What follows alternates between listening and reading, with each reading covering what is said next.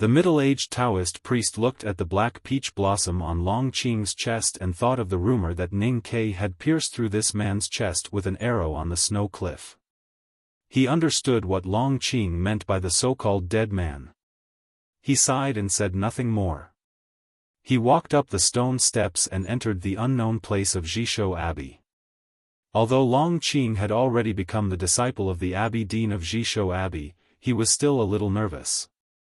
At the lakeside in the depths of the Taoist temple, there were 7 splendid thatched cottages in picturesque disorder. The thatched cottages were paved with grass, cheap and shabby. They shouldn't have any dignified and luxurious aura, but the thatched cottages were like gold and jade, disregarding the years of dust and wind, appearing extremely magnificent. This kind of grass naturally contained extremely rich qi of heaven and earth.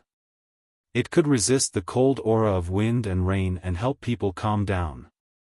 It had long been extinct in the natural world and could be said to be extremely precious. There were only 2 places in the world that were luxurious enough to use this kind of thatched cottages. One was the cottage by the lakeside that was responsible for storing the 7 volumes of tomes of arcane, and the other was the drafty thatched cottage that the headmaster of the academy lived in. Long Qing walked into the first cottage and looked at the classic on the agarwood table, which was covered in black blood. He could no longer keep his calm, and his hands that were exposed outside his sleeves trembled slightly. This classic was the first volume of the tomes of arcane, the Hand Scroll. This was also the only volume of the tomes of arcane that he could open at his current state. Long Qing slowly opened the black cover. The first page that came into view was a snow-white piece of paper. Then he turned to the second page. On this piece of paper were written the names of Liu Bai, Jun Mo, Tang. These were the most powerful cultivators in the world. Because he had already expected it, he was not surprised. He just silently thought that if he wanted to climb to the highest peak of cultivation in the future, then these shining names must be the stepping stones under his feet. Long Qing continued to read the Hand Scroll. At the top of this piece of paper, he saw the name of the calligraphy addict, Mo Shanshan. Then, he saw the names of Ning Ke and Yi Hongyu at the top of this piece of paper. These 2 names were almost completely parallel, and each stroke broke out of the paper, as if they were going to pierce into the previous page. Looking at these 3 names, Long Qing's eyes became extremely resentful, and his breathing became much heavier. However, after a moment, all the emotions inexplicably disappeared. The divine priests and deacons around the divine hall exclaimed and scattered in all directions. Those who could not retreat in time bowed in horror and greeted her with trembling voices. Last spring, Tao addict Yi Hongyu left the West Hill Divine Palace. She lived in Chang'an for a while and then disappeared without a trace. But this spring, she came back. Chen Bachi, the former commander of the cavalrymen of Divine Hall, was blinded by a paper sword. Then, his tongue was smashed by the great divine priest of Revelation's dry fingers. He became a real cripple. But after all, he was a trusted follower of Luokadi, so he could still live happily in the extremely realistic judicial department. If basking in the sun every day on the stone steps could be considered a kind of happiness, Yi Hongyu walked to the stone steps of the Divine Hall of Judgment and looked at Chen Bachi, who was dressed luxuriously but lying in the sun like a beggar. She said calmly, "Have you ever thought that I could come back?"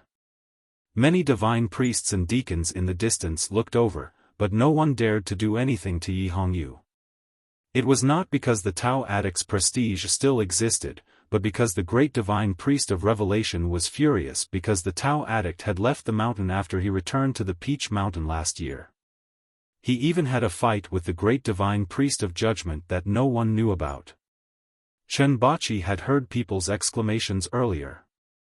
Hearing Yi Hongyu's voice, he finally confirmed that what he was most afraid of had finally happened. His face was full of fear. He wanted to beg for mercy and also wanted to warn Yi Hongyu that this was before the Divine Hall.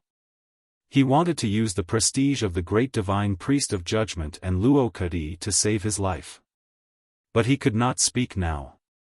Even if he could speak, Yi Hongyu was not prepared to listen. She just wanted to enter the divine hall of judgment and had to climb the stone steps. And this person happened to be basking on the stone steps, so she spoke casually. After saying this, she walked past Chenbachi. A spring breeze blew gently, ruffling the ancient trees around the divine hall and wrinkling Yi Hongyu's sleeves. A tiny wrinkle appeared on her green sleeves, which was shaped like a sword. The invisible Taoist sword appeared. Chenbachi's throat was cut and he died on the spot. Yi Hongyu did not look back and continued to walk up the stone steps. More than 100 divine priests and deacons walked to the stone steps of the divine hall and looked up. They were shocked to see the green robe slowly walking up the stone steps. The dark and solemn divine hall of judgment was extremely tall and solemn. Compared to it, Yi Hongyu, who was standing in front of the hall, seemed so small. But she did not stop and walked in calmly and naturally. It was like coming home. When she walked into the divine hall of judgment, she was no longer small. In a house somewhere in the capital of the Great River Kingdom, the sound of a baby crying could be heard. The maids and servants in the courtyard were busy with joy. The owner of the house was a Tang, which was a good thing for the people of the Great River Kingdom. Moreover, this owner was gentle, had a deep relationship with his wife, and treated his servants generously. He was the best owner. Today, their owner was pregnant, and they were also happy. The woman lying on the bed looked pale and her forehead was full of sweat. She looked extremely tired. But looking at the baby in her husband's arms, she still could not hide her excitement. She murmured, "It's a pity that it's a daughter. I'll give you a son next time." The middle-aged man sitting by the bed looked at his wife and comforted her with the baby in his arms. "It's best to have a daughter. In the future, let her enter the black ink garden to learn calligraphy and be elegant. If she gives birth to a naughty boy, it will be difficult to arrange. Who knows when he will learn to climb over walls and join those Jianghu people." The woman said angrily, "How can you say that?" The middle-aged man looked at the baby girl in his arms and said nervously, "Why is she so small? How old can a newborn child be?" The woman suddenly became nervous and said in a trembling voice, "Master, are we really going back to Chang'an in the autumn?" The middle-aged man smiled and said, "Father is old. Now that we have a child, we have to bring her back to make him happy. You don't have to worry about those trivial things. I'll take care of everything." The woman always thought that her husband was the most reassuring person in the world. Hearing this, she was really relieved and began to think about other things. She asked, "What should we name the child? After returning to Chang'an, we'll wait for father to give us a name." The middle-aged man thought that when they returned to Chang'an, His Majesty would definitely rush to give him a name when he knew that he had a daughter. He could not help but smile bitterly and said, "Let's give her a nickname first. What should we call her? The village we met was rich in pumpkins. How about Little Pumpkin? Whatever you say."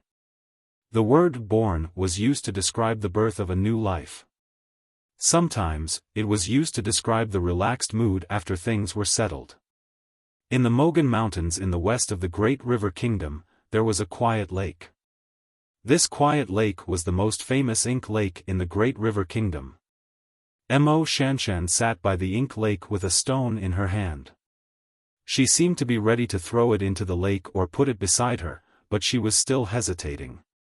On the ground beside her, there were already 7 or 8 stones scattered around.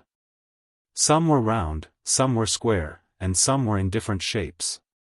There seemed to be no order to their placement, but it gave people a feeling of extreme emptiness.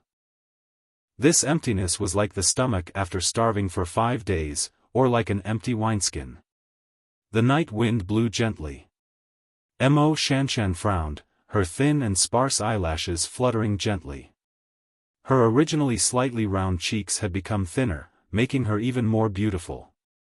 However, there was no self-pity or remorse on her pale cheeks. She was extremely focused, and even seemed to be in pain because she was thinking. After an unknown amount of time, she finally put down the stone in her hand. The stone seemed to be placed randomly in the middle of the 7 or 8 stones on the ground. However, at this moment, something very strange happened.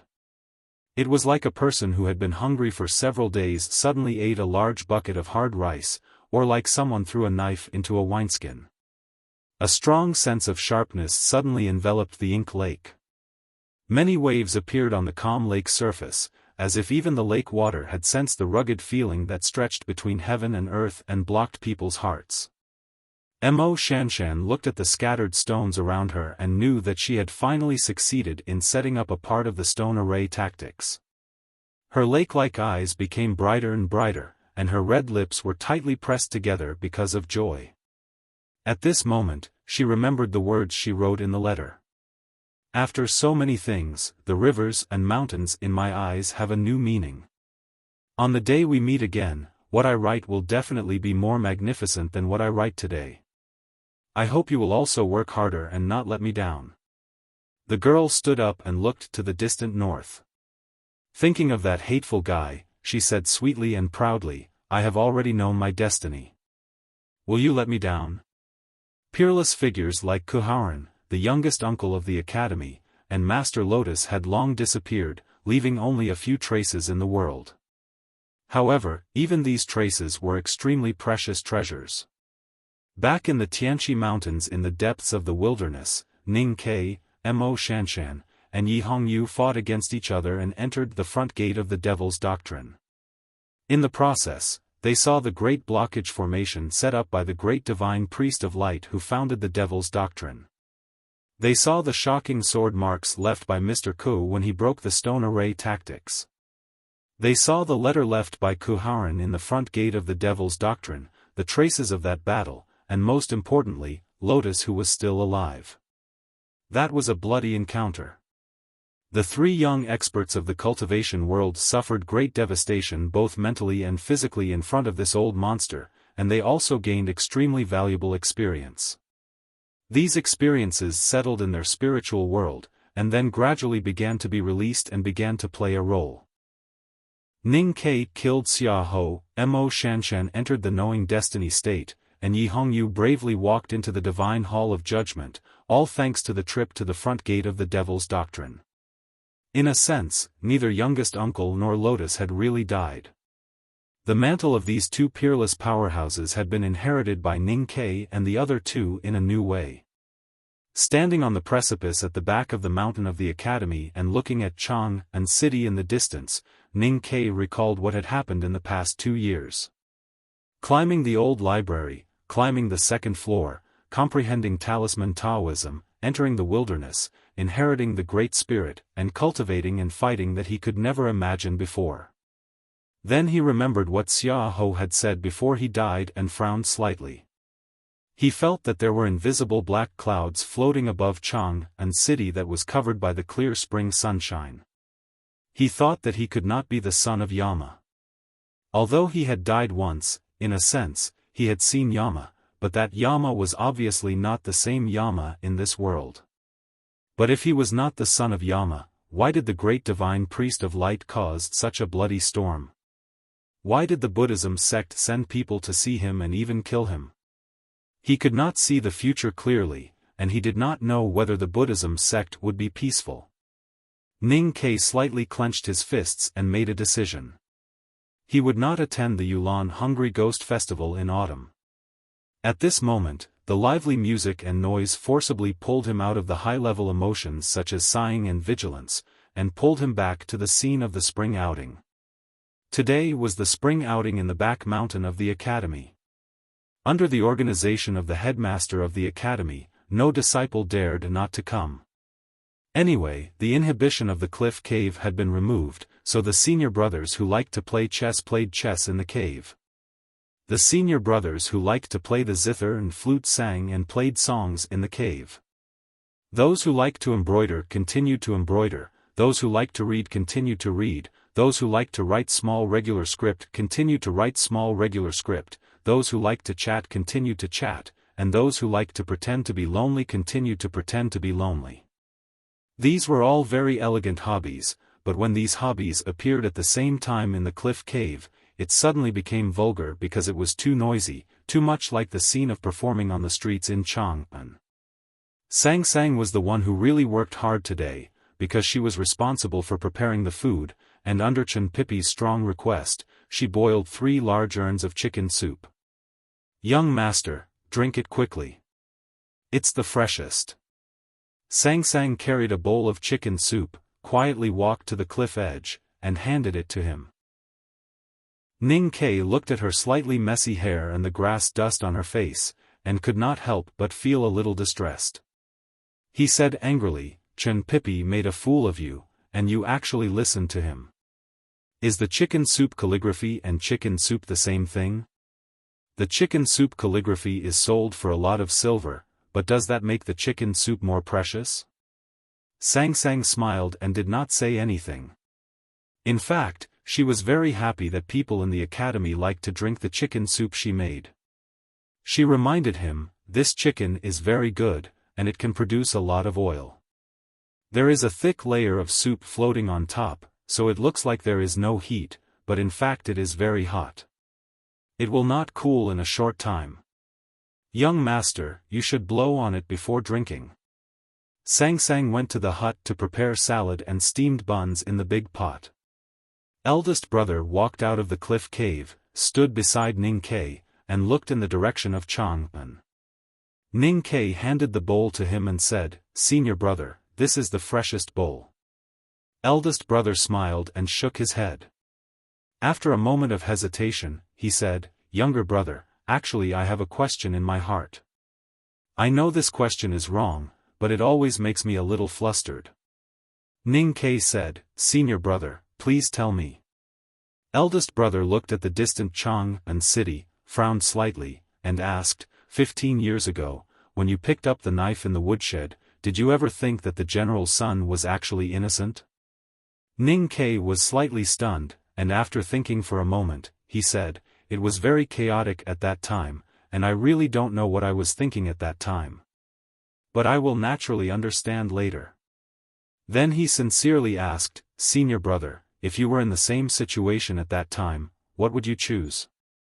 Eldest brother said, "Without personal experience, even the most touching choice might just be false sensationalism.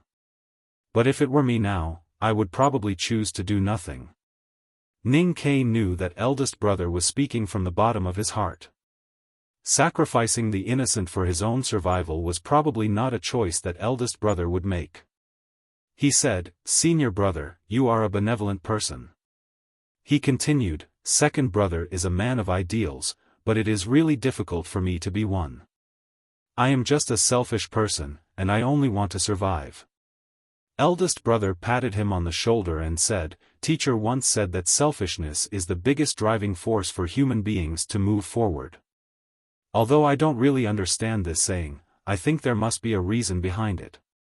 Younger brother, your choice is not wrong, at least I am not qualified to say that you are wrong. It is not that there must be a reason, but it is very reasonable." The headmaster walked to the edge of the cliff and said, "There is no purpose in life, only the process. How can there be right and wrong?"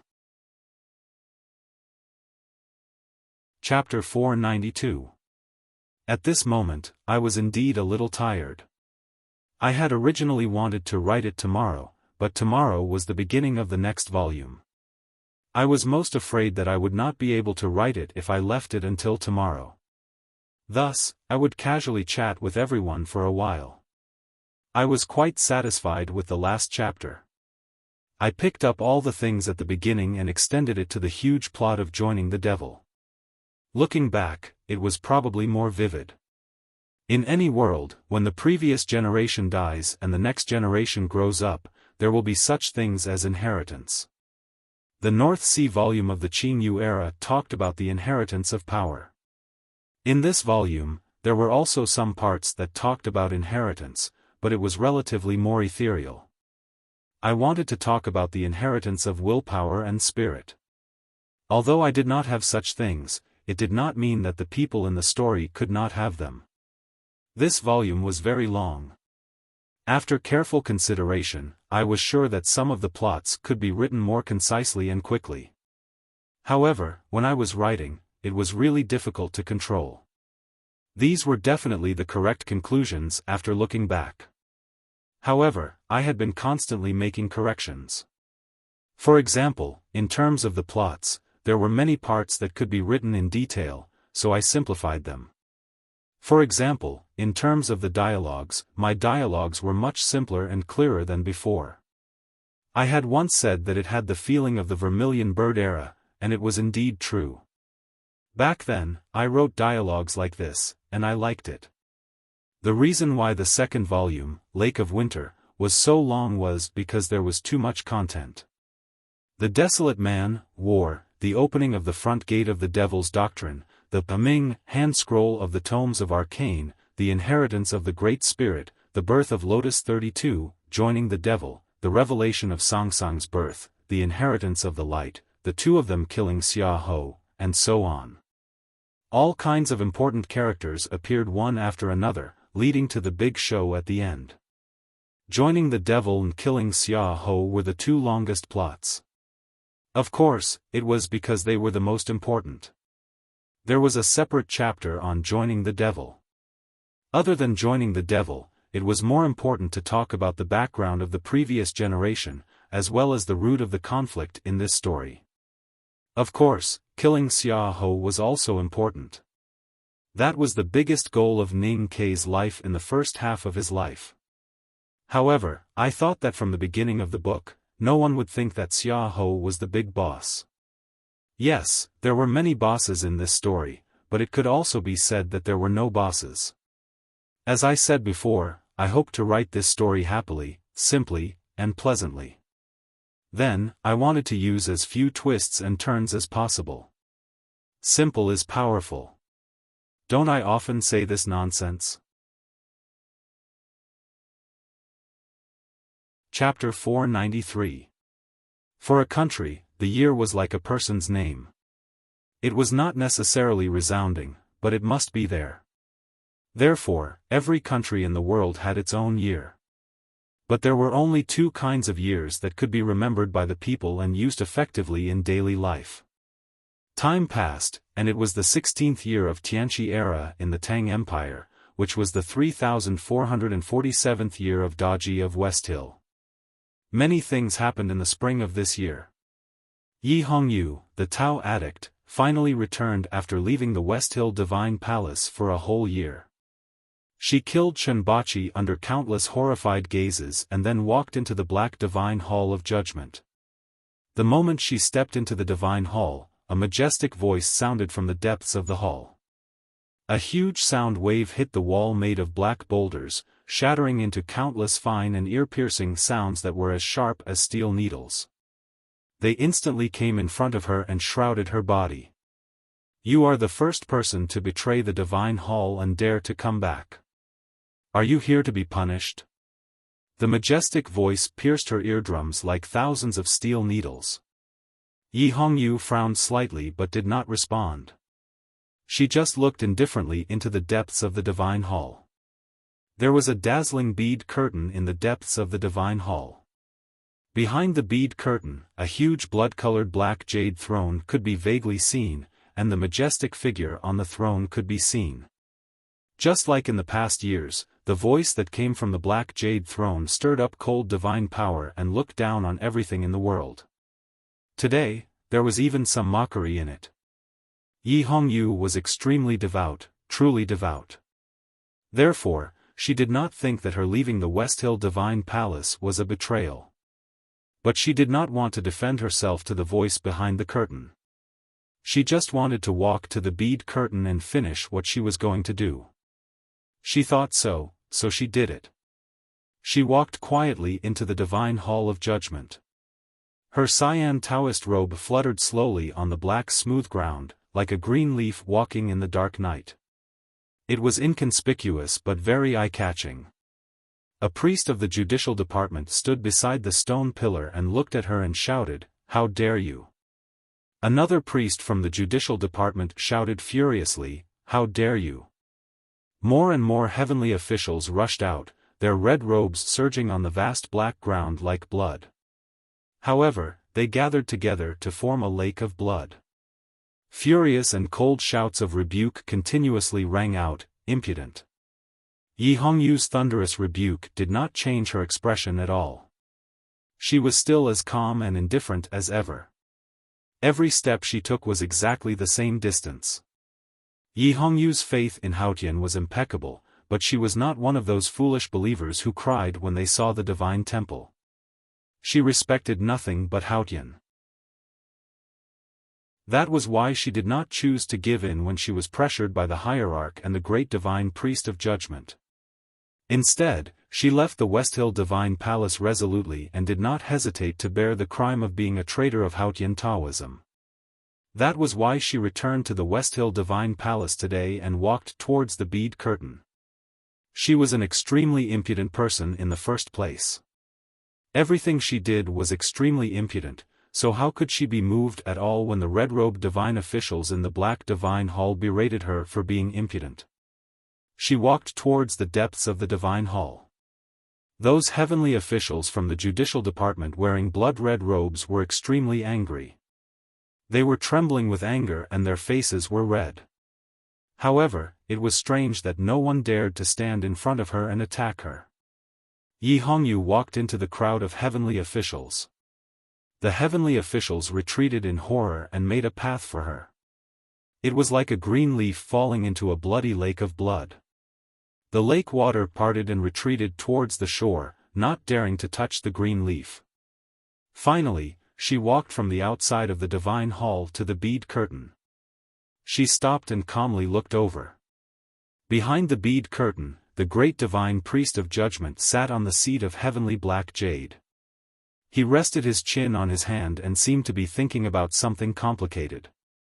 Yi Hongyu bowed her head and looked calm. It was just like before she went to the wilderness. Every time she came to the divine hall, she would meet the great divine priest of judgment behind the curtain. Bowing represented respect, and lowering her head represented obedience. The great divine priest of judgment raised his head slightly. His cold and powerful eyes passed through the bead curtain and fell on her. He said calmly and unquestionably, "Kneel down." This voice was not very loud, but it made those red-robed divine priests who were in a daze wake up and understand a lot of things. The anger and dissatisfaction that came from being belittled and challenged immediately overwhelmed the prestige that the name Tao Addict had left to them in the past few years.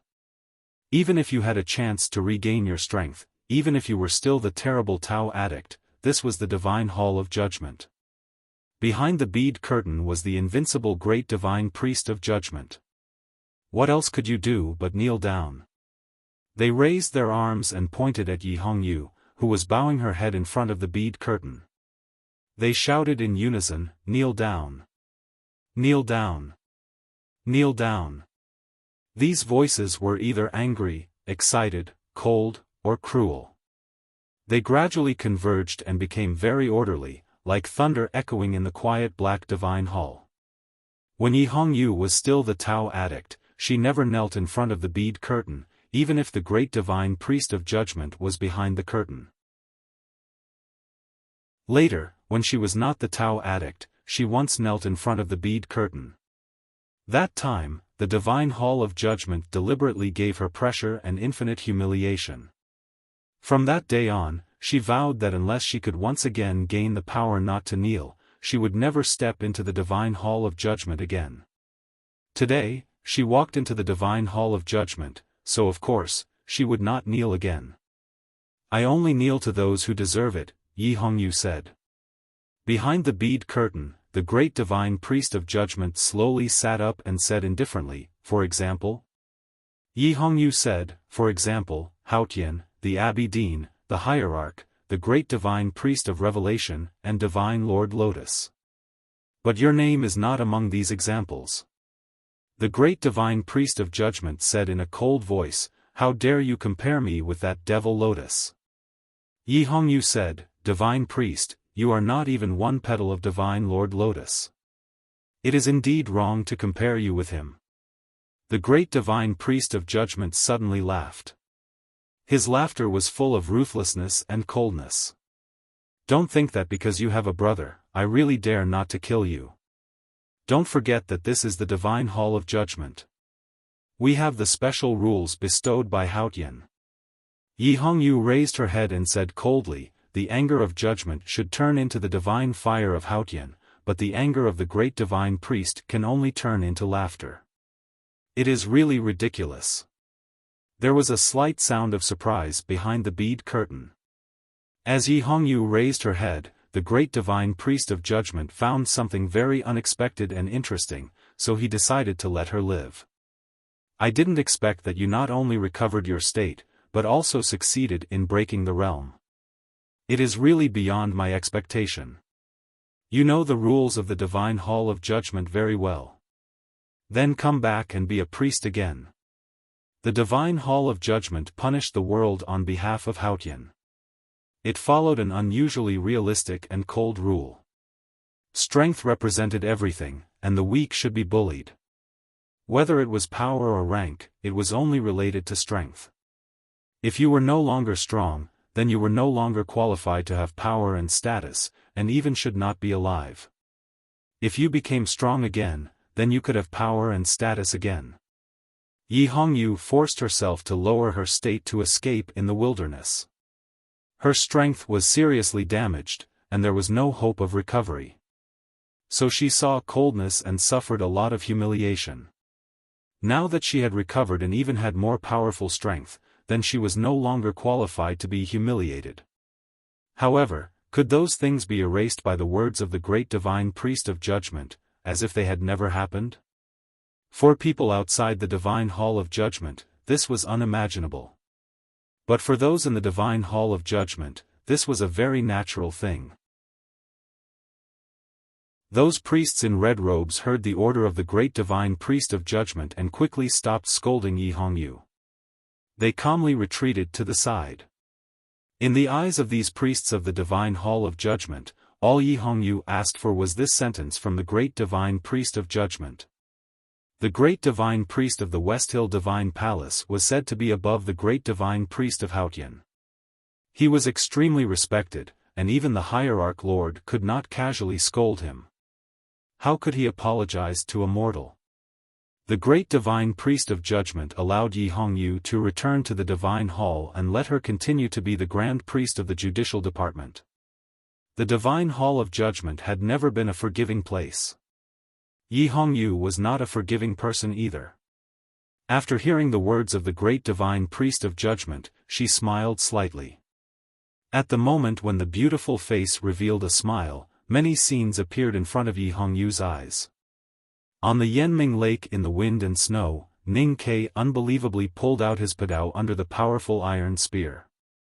However, using the padao as a sword, it was naturally and unstoppably pierced into Xia Ho's abdomen.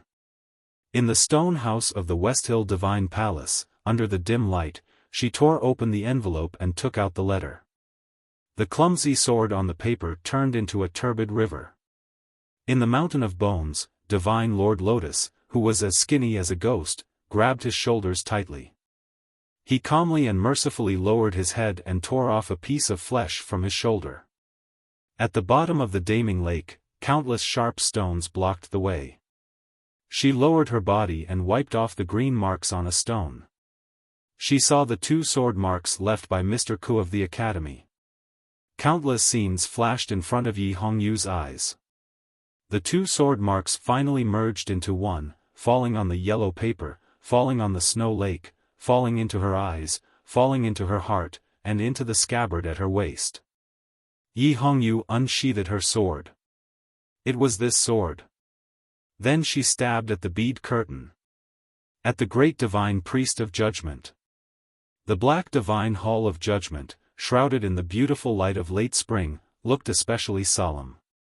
At this moment, countless dust rolled out of the hall and rushed along the stone steps to the cliff plateau.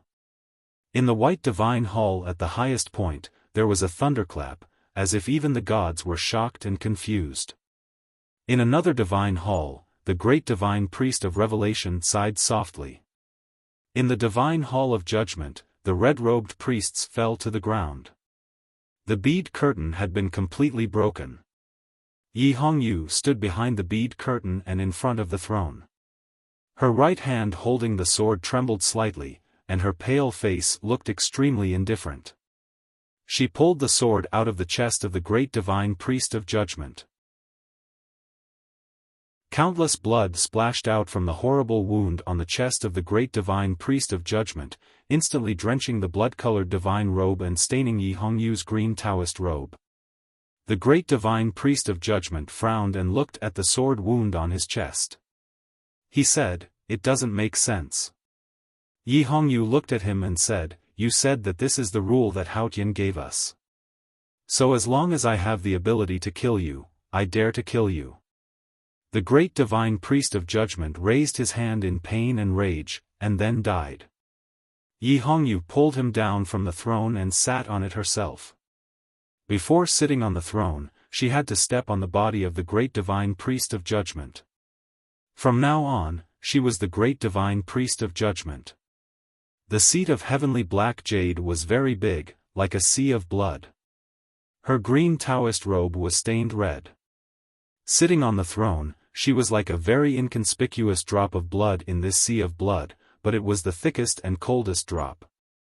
Yesterday, I recommended a book to a friend, but the title of the book was wrong. It should be The Inheritance of the Dark Side. Everyone, please understand.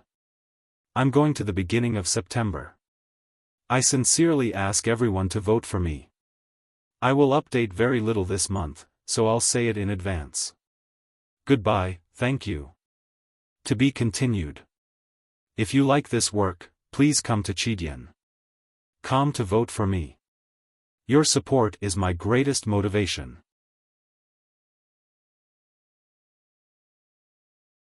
Chapter 494. The Jishou Abbey appeared even quieter under the starlight, as if no one had visited it for countless years. The golden thatch hung by the eaves, as if the starlight had become solid. Prince Longqing sat in front of the desk by the window, reading the book in front of him. He completely ignored the ethereal beauty around the Taoist temple. There was only a thirst for new knowledge in his eyes. He seemed so calm and focused, just like the quiet lake in front of the window. When he opened the hand scroll of the tomes of arcane and saw the names of the Tao addict, calligraphy addict, and Ning Ke, he could not help but feel jealousy, hatred, unwillingness, and resentment. As the divine son of West Hill, he should at least stand at the same level as the three of them. However, on the snow cliff in the wilderness, all the good things were destroyed by Ning Ke's arrow. Although he had a great lucky chance at the South Sea and set foot on the road of cultivation again, everything was like starting over again. Now he had just entered the see-through realm and seemed to be getting further and further away. However, it did not take long for him to turn all the negative emotions in his heart into nothingness. Because he was now in the Jishou Abbey, as long as he had the corresponding ability, he could read all the tomes of arcane. This was an unimaginable lucky chance. This was the highest level story in the world. Negative emotions like hatred and resentment were low-level things that only mortals would be immersed in pain for. This did not mean that Longqing no longer hated Ning Ke, nor was he jealous of Yi Hongyu and Mo Shanshan. It was because he understood that all the feelings of hatred and pain were boring processes. What was more important was the result. As long as he could become strong again, or even more powerful, just like the news from the West Hill Divine Palace a few days ago, he could take back everything he had lost like Yi Hongyu, or even more. The tomes of arcane that Longqing was reading at this time was the third of the 7 tomes of arcane, the Sha hand scroll. The reason why this tomes of the arcane was called Sha hand scroll was that there were countless cultivation methods recorded in it. Some were exquisite and hard to describe, some were the entry methods of the mountain sects, some were the Shintao of Haotian Taoism, some were the Huayan methods of the Buddhism sect, and even the most mysterious and evil methods of the devil's doctrine.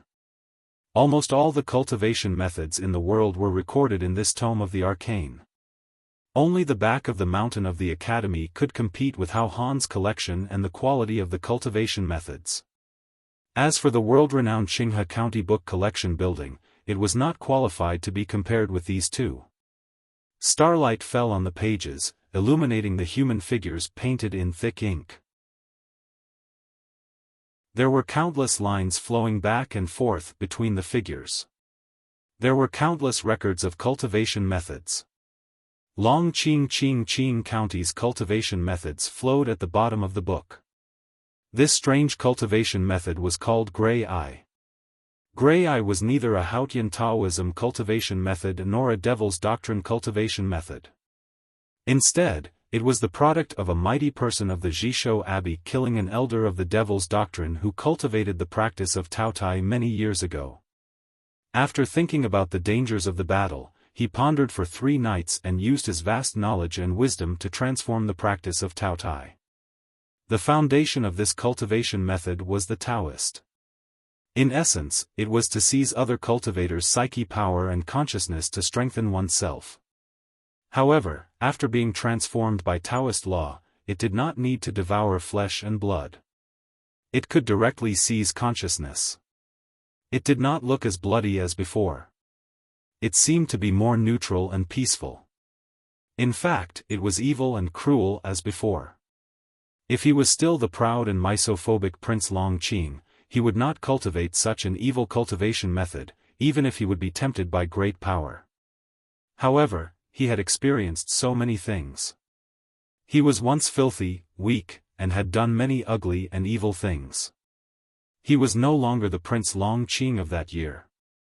So he did not hesitate to start cultivating. The starlight was like water, cooling the courtyard of the Taoist temple. The hut was relatively dark.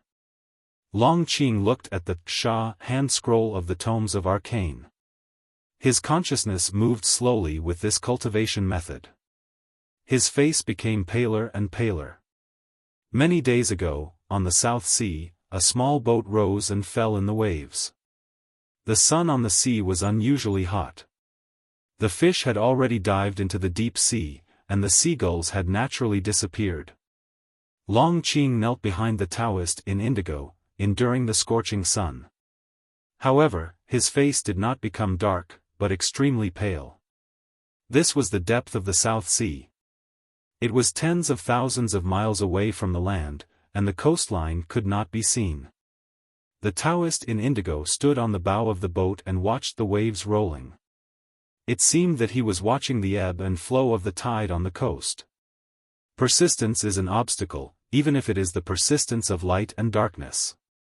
The hot wooden board made Longqing feel as if his knees were about to be scorched.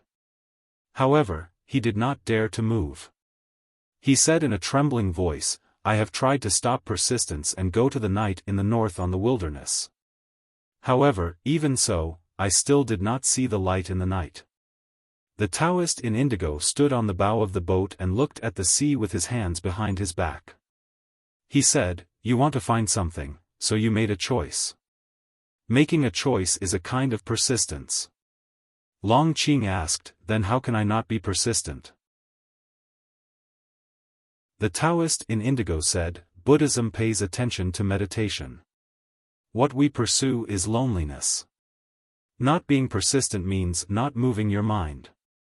If you move your mind, one will be light, the other will be darkness. How should you choose? Therefore, you don't need to choose. You just need to listen to Haotian's choice." Longqing said, "But I am not the great divine priest of revelation. I can't feel Haotian's edict. How can I know what is Haotian's choice? How can I know that I have not made a wrong judgment?" The Taoist in indigo said, "Whatever you think is what you think." Longqing was very confused and said, "Isn't that following one's heart?" The Taoist in indigo suddenly laughed and said indifferently, "Everything in the world is destined by Haotian. Everything is under the control of Haotian, including people's hearts. In this case, how can you really follow your heart without any rules? You follow your heart. In fact, you are following Haotian." Hearing this, Longqing felt as if the wind and snow on the wilderness were sprinkled on his head.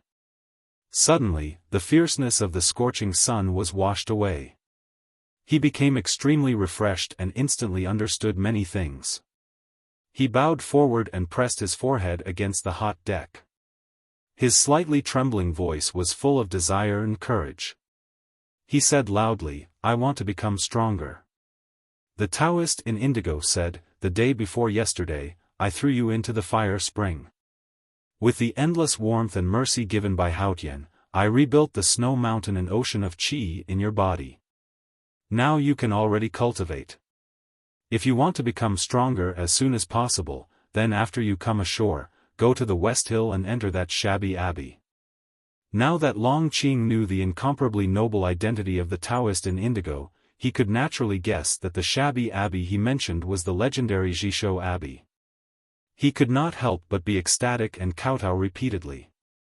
The Taoist in indigo said, "There are still 6 volumes of tomes of arcane in the abbey. When you have read them all, you may be considered powerful. However, reading is a very painful thing after all." Yi Su had to stab himself with a sword to move his eyes away from the pages. With your will, you definitely can't resist the temptation of the tomes of arcane. At that time, your Taoist heart will be broken and reborn, and the pain will be indescribable. Long Qing said with a determined expression, "I am not afraid of pain or bitterness." The Taoist in indigo said again, "There are thousands of disciples in Haotian Taoism, but there are only a few who have the opportunity to enter the Jishou Abbey. You are not the great divine priest of the divine hall, nor are you a disciple of the previous generation who has made great contributions to Haotian Taoism. Then, you can only be a servant in the abbey. Will you dislike such an identity?" If the cultivators in the world knew that they had the opportunity to enter the Jishou Abbey to read the 7 volumes of tomes of arcane, they would be willing to go to the Jishou Abbey every day, let alone be a servant. Even the manure pond would be fragrant. Long Qing naturally had the same thoughts. He said without hesitation, "I am willing to do anything for Haotian Taoism." The Taoist in indigo said, "I can feel your heart at this time, but there are some grumpy old people living in the abbey. Even I don't want to care about them. Don't be afraid when the time comes." Long Qing was shocked speechless. He thought to himself, what kind of person is the Abbey Dean of Jishou Abbey? Is there anyone else in the world besides the headmaster of the academy who can make him feel troubled? In the night, there were occasional sounds of insects in the Jishou Abbey. Long Qing's face became paler and paler. Bean-sized beads of sweat rolled down from his forehead. His eyes became more and more dazed, and he looked extremely weak. One could imagine what kind of pain he was suffering now. Every time he opened the Sha hand scroll, he would suffer endless pain. Tonight, when he began to cultivate the gray eye, the pain became even more terrible. There seemed to be countless invisible swords on the seemingly ordinary pages, constantly stabbing his Taoist heart, trying to pierce it into a beehive. When he finished reading the last word of the gray eye technique, his Tao heart was also broken into countless pieces, and the fear and the pain of being cut by 1,000 knives directly made him faint. After a long time, Long Qing woke up. During this time, the morning light had just appeared outside the window. He looked at himself in horror and found that there were no wounds on his body. His Taoist heart was still as stable as yesterday, as if the thousands of invisible swords that appeared in the tomes of arcane last night were fake. He walked out of the thatched hut in a daze and washed his face by the lake. He became slightly more awake and went to his own house to wash up.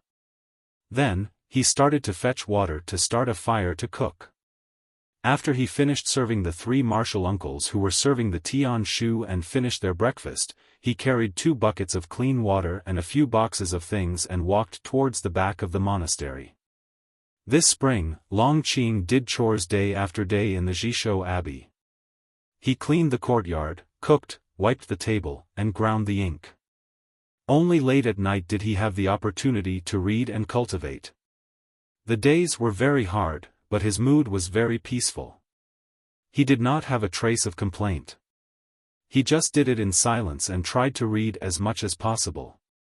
It was interesting to say that his biggest enemy in the world, Ning Ke, had basically lived such a hard and fulfilling life in the past 10 years, especially after entering the academy.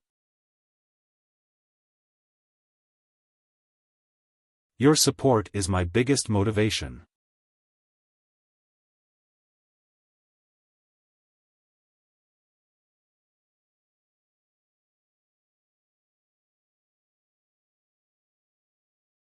It let out a shrill cry that sounded like a baby's cry. The sound was a little unpleasant, and Ning Ke could not sleep at all. He opened his eyes and looked at the beam above his head. He suddenly said, "Do you know? Yi Hongyu killed the great divine priest of judgment." Sang Sang said softly, "I don't know." Ning Ke found that she was not as shocked as he was when he heard the news. He could not help but laugh at himself, thinking that Sang Sang was indeed not a mortal like him. He said, "I heard that after killing the great divine priest, she immediately injured Luokadi. If it were not for the hierarch's order, she would have killed that person." Sang Sang softly agreed. Ning Ke said, "I thought I had already caught up with her. Who would have thought that she would leave me so far behind? She is now the great divine priest of West Hill. If we fight in the future, I can't beat her, and I can't use your identity as the great divine priest of light to suppress her. What should I do?" Sang Sang said, "Then don't fight." Ning Ke suddenly said after a moment of silence, "Your father said that if I let you follow me to Lank Temple, it would be a long journey, and it would be wrong to use the identity of a handmaiden. He wants us to get engaged first. What do you think we should do?" Sang Sang asked in a low voice. "What do you think we should do?" Ning Ke said, "Then get engaged." Sang Sang's voice sounded from under the thin quilt. It was a little humming, as if she had a cold. "Okay." Ning Ke said, "Come to sleep, I'm a little hot." Sang Sang moved over from the other side of the bed and got into his arms. Every year when it was hot in late spring, Ning Ke liked to sleep with her in his arms. Because she was born with a cold body, holding her was like holding a cold jade, a soft cold jade. Tonight was the same. Sang Sang's body was still so cold. But she felt very hot herself. Ning Ke also felt a little hot. Listening to the mournful cries of the wild cats on the wall, he became more and more annoyed. He scolded in a low voice, "Spring is almost over, why are you still crying? I wish everyone a pleasant work tomorrow. To be continued. If you like this work, please come to Chidian. Come to vote for me. Your support is my greatest motivation."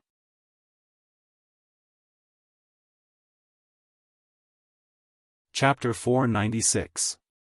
Not long ago, in the study of the Grand Secretary's mansion, Ning Ke and Xingjing had a conversation like this. At that time, Xingjing drank half a cup of tea and kept silent for another 5 minutes. Then he suddenly said, "I heard from Sang Sang that you are going to leave in a few days." Ning Ke nodded and said, "The Yulan Hungry Ghost Festival is in autumn and the Lank Temple is a little far. If you want to go, you have to leave soon, or you will miss the time." Last spring, the Lank Temple had sent the invitation to the Yulan Hungry Ghost Festival to Chang'an City. Monk Guanhai had personally handed it to Ning Quebec. However, Ning Ke did not plan to go because of some considerations. However, his idea was not approved by the academy. Xingjing said, "It is a long journey, so we should go together. But Sang Sang is my daughter and the successor of the great divine priest of light in West Hill. She can't follow you as a handmaiden like she did in the past.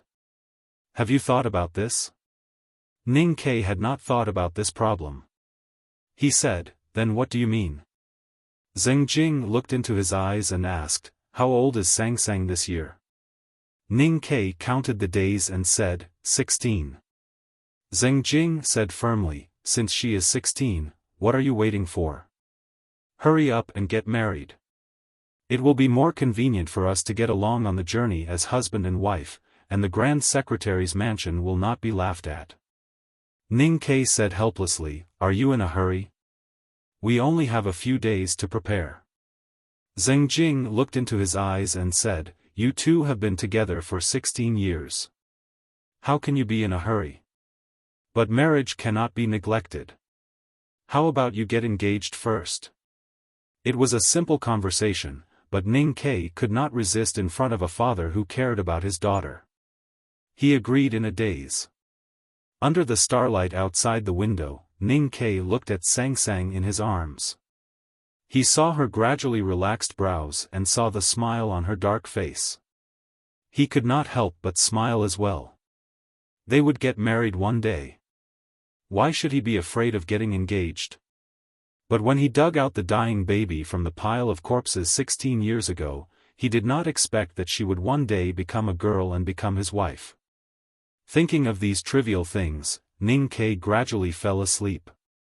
For ordinary people, falling asleep was the consent of falling asleep. But this was not applicable to Ning Quebec. Because he had lived on the edge of life and death since he was a child, energy and time were very precious. Therefore, he had always fallen asleep very quickly and deeply. It did not take long for him to feel refreshed. This situation continued until he began to cultivate. That year, he brought Sang Sang to the market and bought a record of the highest enlightenment. After returning to the small courtyard in the city of Wei, he began to cultivate according to the method written in the book and tried to meditate. It was also that night that he had a very warm dream. He dreamed of an ocean. After that, he began to dream one after another. They were usually warm dreams after meditation, but those dreams did not have any specific content, nor were there any vivid scenes. Until the spring 3 years ago, when he left the city of Wei with Princess Liu for Chang'an. During the journey, he had a conversation with Liu Qingchen and had a strange dream while hugging Sang Sang's little foot in the middle of the night. In that dream, he stood on the cold and dark wilderness. He saw the cavalry of the Tang Empire, the warriors of the Yueluan Kingdom, the crossbowmen of the South Jin Kingdom, the barbarians on the grassland, the countless corpses that dyed the wilderness red, and the 3 black clouds of dust in front of the wilderness. He saw the sky gradually occupied by darkness. People looked in the direction of darkness with fear, and a tall man beside him said that it was going to be dark. After killing the tea master Yen Suqing, Ning Ke fled on the Vermilion Bird Avenue. The blood on his body and the big black umbrella alarmed the divine talisman. In that early morning, his blocked snow mountain was rebuilt, and he finally set foot on the road of cultivation. It was also at that time that he had another dream. In that dream, he returned to the cold and dark wilderness. The night was still invading the sky, so he looked up at the sky, while countless people around him did not look up at the sky, but just looked at him coldly, vigilantly and sadly.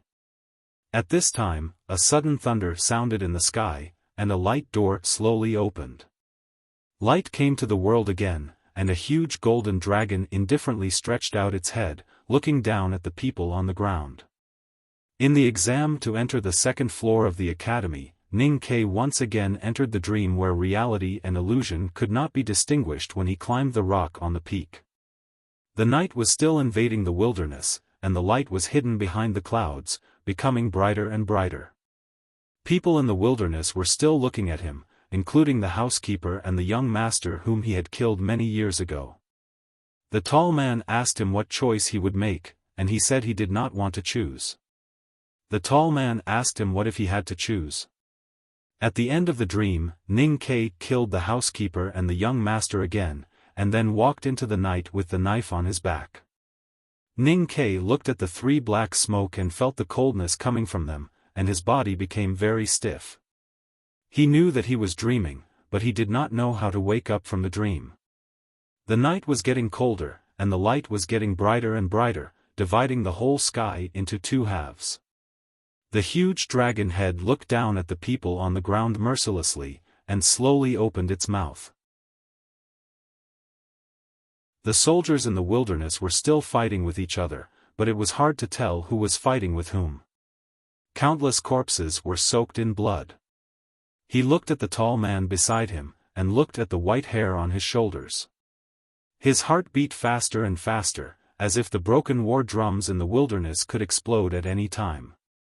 Because this time he finally confirmed that the tall man in the wilderness in the dream was the headmaster of the academy. The headmaster of the academy did not turn around, but looked at the sky quietly, watching the battle between the light and the darkness. However, Ning Ke was very clear that the headmaster of the academy was waiting for him to make a choice. He did not want to make a choice. To be more precise, he was able to make a choice last time because he was ignorant. Now he vaguely understood something, so he was not as fearless as before. What confused him the most was why the headmaster of the academy wanted him to make a choice. Ning Ke wanted to escape this dream, this blood-stained wilderness, so he turned and ran towards the periphery of the wilderness. He ran faster and faster, and his heart beat faster and faster. His breathing became more and more rapid, and his face became paler and paler. Then he ran into a white sea, a sea full of white lotus flowers. The sea was no longer warm, and it was very cold. The white lotus petals were frozen into ice sculptures, and then scattered into pieces of jade, sinking into the sea. His body sank to the bottom of the sea, and entered the layer of blood that was thick like blood. The blood made it difficult for him to breathe. No, he could not breathe. He began to struggle with all his might, trying to escape, but he found that his hands and feet could no longer move, and struggling would only make him sink deeper. Ning Ke opened his eyes and woke up. He was panting heavily, and his body was covered in cold sweat. His eyes were full of fear, and he looked like a dead man. He looked at the paper pasted on the roof, and after a long time, he finally confirmed that he had left the dream and returned to the old brush pen shop. These dreams were his biggest secret. He did not tell Chun Pipi, the headmaster of academy, or other senior brothers and sisters. Although these dreams were full of the truth that he wanted to find out, he did not dare to tell anyone, because he always felt that these dreams were hiding something terrible. 16 years ago, the West Hill Divine Palace, and now the Buddhism sect were all guessing whether he was the son of Yama. Ning Ke used to think that these were complete nonsense. However, every time he thought of what Wei Guangming said when he returned to Chang and from the wilderness, he felt extremely terrified. If the legendary son of Yama referred to a time traveler from another world, then wouldn't it be him? The dark night came, and the underworld invasion. Although it was only a legend, it was a legend that made cultivators in the world vigilant and uneasy for thousands of years. He did not know the specific details, but he knew that this must be a major event that involved the destruction of the world. If he was really the son of Yama, then what would he face? No matter how tolerant the headmaster of academy was, and how he did not even care about youngest uncle and him joining the devil, he would definitely not ignore this matter. Otherwise, why would there be a tall figure in his dream? No matter how peaceful and warm the back of the mountain of the academy was, it would not be soft-hearted in the face of such a big problem. If he was the son of Yama, eldest brother did not know what he would do, but second brother would definitely take off the ancient crown and beat him to death, and then jump off the cliff to show their friendship.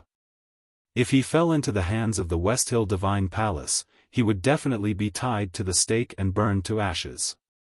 If he fell into the hands of the Buddhism sect, would the monks shave his head and let him recite sutras in the Xiankong temple for the rest of his life? In this case, the best ending was to become a monk. Ning Ke leaned against the headboard and thought about these things. His clothes, which were soaked in cold sweat, became dry and wet again, and his face became paler and paler. He could not imagine what he would face in the world if he was really the son of Yama. At that time, the whole world would probably abandon him, and he would be the only one left to wander in the world, living a miserable life and avoiding the divine light of Haotian like a mouse. At this moment, Sang Sang moved in his arms and frowned slightly, as if she had dreamed of something bad, or felt Ning Ke's mood at this time. Ning Ke looked at her slightly dark face and gradually calmed down.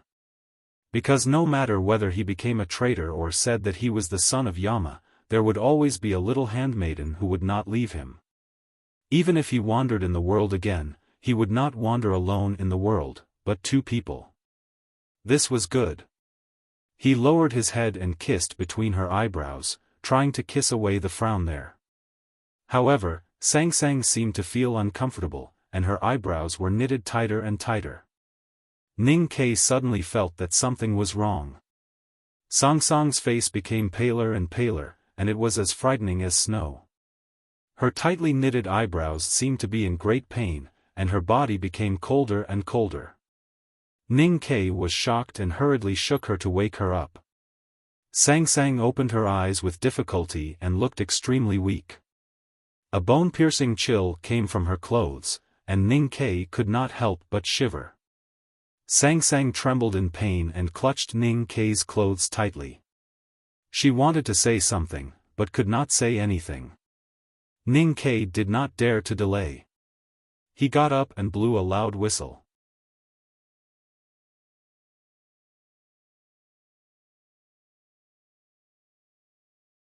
Chapter 497. The black horse carriage flew through the eastern city and forced open the vermilion bird city gate with 2 waste tokens. It ran along the straight official road to the academy in the south. Inside the carriage, Ning Kai held Sang Sang tightly, his right hand fumbling in the carriage wall, and kept gasping. He was in good health, and his breath became longer after cultivating the Great Spirit. He gasped not because of fatigue or hard work, but because he could feel Sang Sang's body getting colder and colder through the thick quilt. Finally, he found the small wine pot he had prepared before. Without any hesitation, he unscrewed the lid with his trembling fingers and handed it to Sang Sang's lips. A strong smell of wine filled the carriage. Sang Sang closed her eyes tightly, and her sparse eyelashes trembled slightly. Her face was pale, and her slightly gray lips were tightly pressed together. She clenched her teeth so hard that the liquor Ning Kai poured from the flagon could not enter her mouth at all. It dripped down from the corner of her lips and wet the bedding. Ning Kai looked at the dripping liquor and her weak face, and his body and mind were occupied by fear. He was so scared that he lowered his head in pain and held her tighter. Sang Sang had not fallen ill for a long time. To be more precise, she had not fallen ill since she left the city of Wei and came to Chang'an. But today, she was so sick that it was more terrible than any illness in Ning Kai's memory. So he was very scared and made a decision immediately. He did not carry her to the clinic, but boarded the horse carriage and rushed to the academy in the south of the city. There were no doctors in the academy, but there were teachers and senior brothers in the academy. Ning Kai believed that as long as Sang Sang was still breathing, she would be fine. It turned out that Ning Kai's judgment was correct. He ran into the clouds with Sang Sang in his arms and came to the cliff plateau at the back of the mountain of the academy. He shouted towards the lake. His senior brothers and sisters who were still asleep suddenly woke up and came out to greet him. 7th sister was at the front. She was embroidering a picture of a butterfly cat before going to bed and didn't go to sleep until late at night. There was still an embroidery needle in her hair bun, and her face was still full of tiredness and annoyance for being woken up. When she saw Ning Kai's terrified expression and Sang Sang in his arms, she immediately understood what had happened. The tiredness and anger on her face turned into seriousness. She didn't ask Ning Kai anything. She just looked at Sang Sang's pale face, took out the embroidery needle from her hair bun, and stabbed Sang Sang's neck 4 times as fast as lightning. The needle fell into the wind. Sang Sang grunted softly, still frowning and not waking up. However, the pale color on her face faded a little, and the original light black color reappeared. Senior sister. How is it? Ning Kai looked at 7th sister and asked in a trembling voice. He didn't know that senior sister could also use acupuncture to treat people in addition to tactical arrays and embroidery. But looking at Sang Sang's change, he suddenly had a lot of hope. The chill is attacking the heart. It's a little dangerous. I can only use needles to suppress it for now, said the seventh senior sister. Ning Kei's arrival had awakened everyone by the lake at the back of the mountain of the academy. Eldest brother also appeared in the distance, but his movements were still so slow, as if nothing could make him feel anxious or anxious. The seventh senior sister looked at eldest brother and seemed to think of something. She became a lot more relaxed and shouted, "Senior brother, drag 11th brother from the mountain, but hurry up." Eldest brother was startled and turned back to the forest behind him. The seventh senior sister looked at Ning Kei's anxious expression and comforted him, "It's not a big problem. You take Sang Sang to the straw hut first. Teacher is there, and nothing will happen. Just wait for 11th brother." Ning Kei didn't understand the meaning of the senior sister's words. If teacher was willing to help, Sang Sang would naturally be fine. But why did she have to wait for 11th brother? The morning light gradually shrouded the back of the mountain of the academy. It fell on the golden and jade-like grass on the eaves of the straw hut, and then reflected to the forest further away. The meadow surrounded by flowers and trees was bright. Ning Kei, Chen Pipi and others stood outside the straw hut, waiting for the news inside. Since last spring, Sang Sang often went to the back of the mountain of the academy. With her good cooking and quiet temperament, she won everyone's love and pity. At this time, knowing that she was seriously ill, the disciples of the academy couldn't help but be very worried. Tang Xiaotang was so anxious that her eyes even turned red. However, Ning Kei was much calmer than before. Because teacher had already woken up and was in the straw hut at this time. He believed that even if Sang Sang had one foot in the underworld, teacher would be able to pull her back. At this moment, Wang Qi walked out of the hut. Ning Kei hurried forward. Wang Qi looked at him and said, "She was born with a weak body and has been suffering from coldness for many years. Every time this disease breaks out, it gets more serious. The longer it stays hidden and suppressed, the more serious the disease will be. I checked her pulse and confirmed that she suffered from a severe cold some time ago. Recently, she has been overthinking. That's why she is like this now." Ning Kei asked, "Will she be okay?" Wang Qi said, "Seventh sister pressed her pulse with golden needles in time. I decocted a medicine for her, and it should be able to slightly reduce the cold. It's not a big deal. Just pay attention to keep warm in the future, and don't dare to catch a cold." Hearing this, Ning Kei suddenly relaxed, and suddenly felt that his legs were a little weak.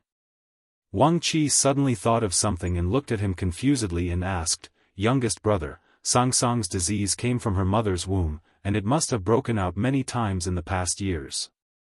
There are no good doctors in the city of Wei, and only a group of quacks in Chang'an.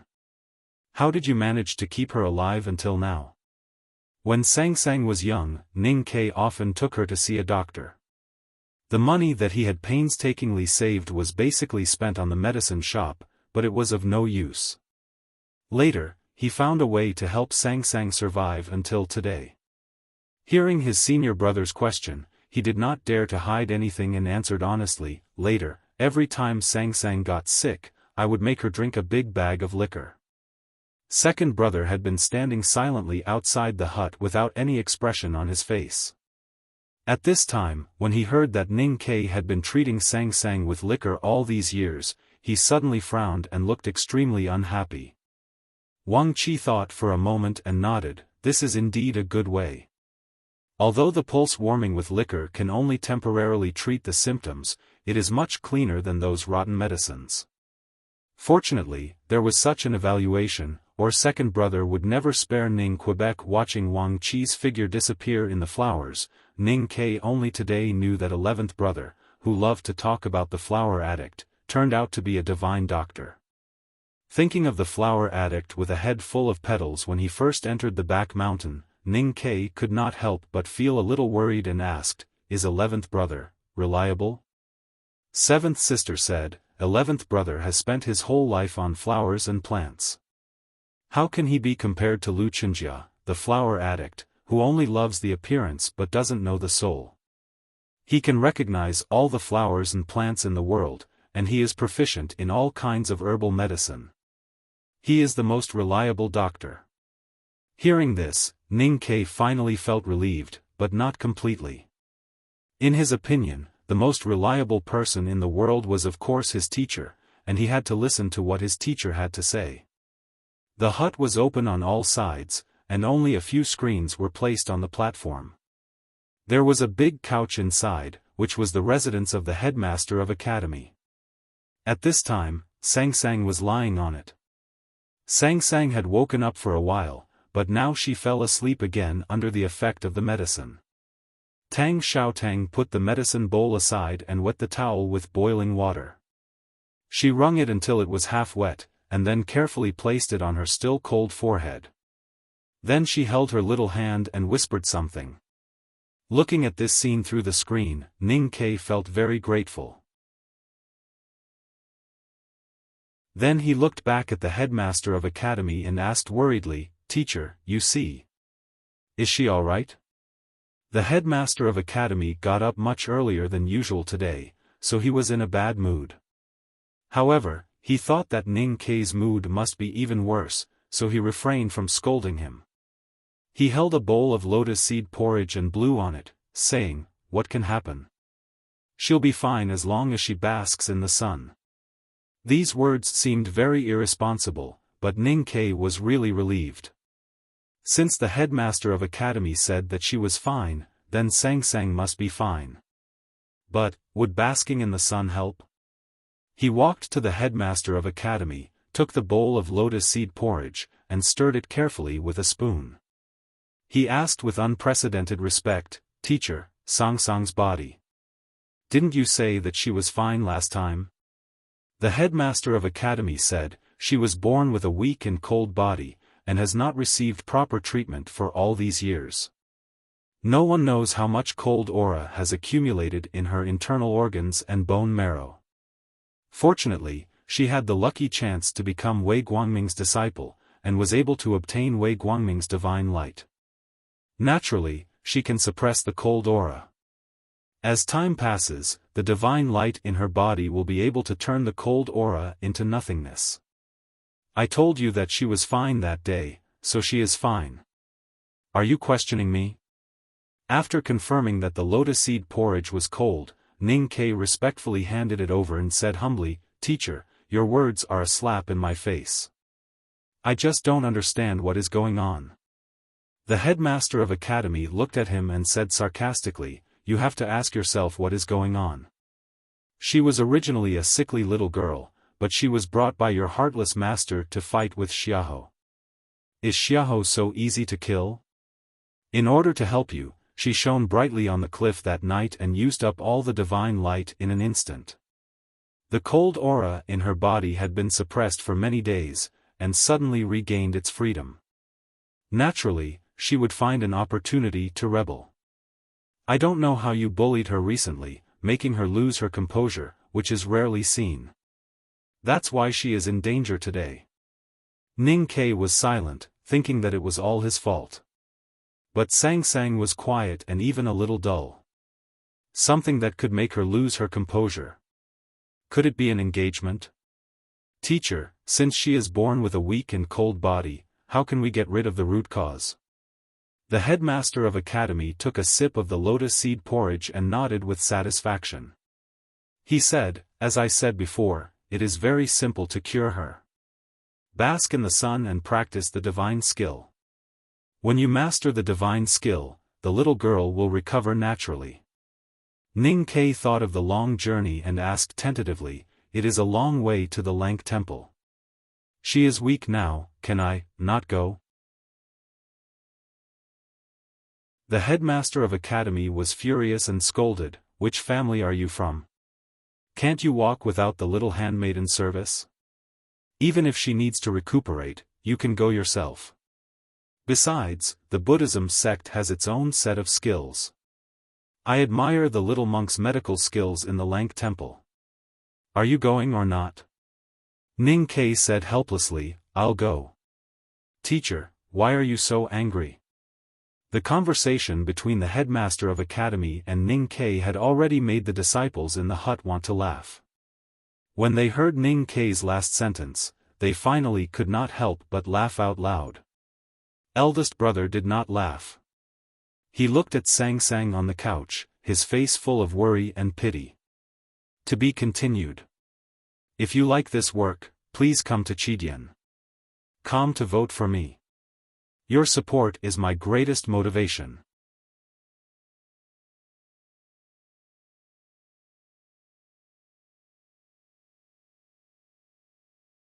Chen Pipi said, there is a saying among the people that an ugly daughter-in-law has to see her in-laws.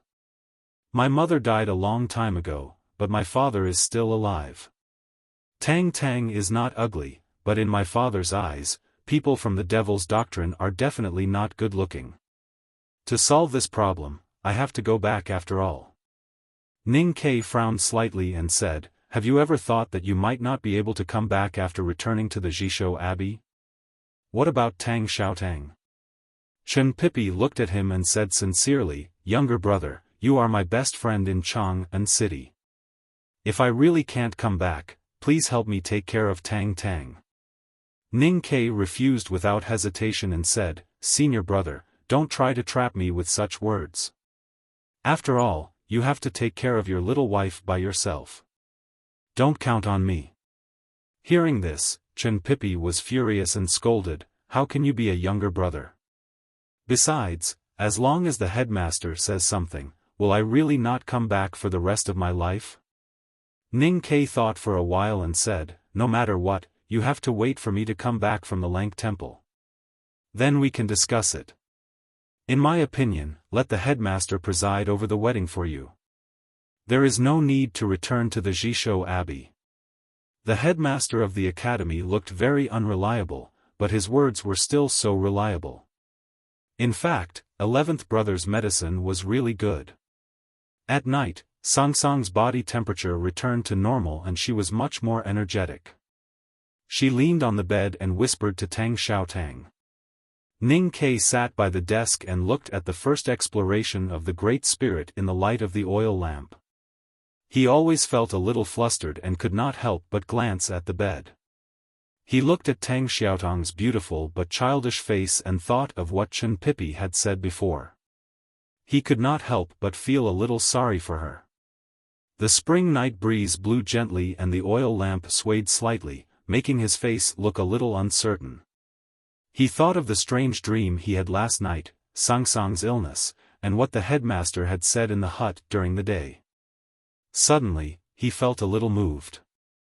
He asked Tang Xiaotang to take care of Sang Sang and walked out of the small courtyard. After leaving the mirror lake, he passed through the forest, bypassed the waterfall, and walked out of the narrow gorge. He came to the back of the mountain of the academy, between the precipices in front of the sea of clouds. It was already late at night and the surroundings were quiet. Only the roar of the waterfall between the precipices kept echoing. Accompanied by the sound of the waterfall, he walked up the steep stone path. It took him a long time to walk to the cliff cave that had imprisoned him for a whole spring. The roofed corridor built by senior brothers had withstood the wind and rain for a year and was no longer as new as before. The wisteria fruits in the corridor fluttered in the night wind like bells. Ning Ke walked over and saw the headmaster of the academy. The headmaster of the academy sat on the edge of the precipice. In his left hand was a delicate food box with a few pieces of beef. In his right hand was a yellow clay wine pot with clear old wine. He looked at Chang'an City in the distance under the night sky and looked at the lights of tens of thousands of families. No one knew what he was thinking. Ning Ke walked behind the headmaster of the academy and bowed to him. He remembered that night in late spring last year, also on the edge of the precipice, he once had a long conversation with his teacher. The headmaster of the academy knew that it was him behind him and seemed to know what he was thinking. He raised his hand and waved, gesturing for Ning Ke to sit beside him. Then he said, "You can tell me when you want to." Ning Ke wanted to ask the headmaster of the academy many questions. However, looking at the tall figure on the edge of the precipice, he naturally thought of the figure in his dream. So he hesitated for a long time and still did not speak. Living in the Tang Empire was a very happy thing. Living in Chang'an, the capital of the Tang Empire, was the happiest thing. His days in the academy had brought him a happiness that he had never experienced in his life. So he did not know what to say. He was afraid that once he revealed those things, he would lose these happiness. The headmaster of the academy picked up a piece of beef with bright tendons and put it into his mouth. He slowly chewed for a while with an intoxicated expression on his face. When the fragrance of the meat completely melted in his mouth, he praised, "There is wine and meat, a life without worries." After saying this, he picked up the small pot of wine and took a sip.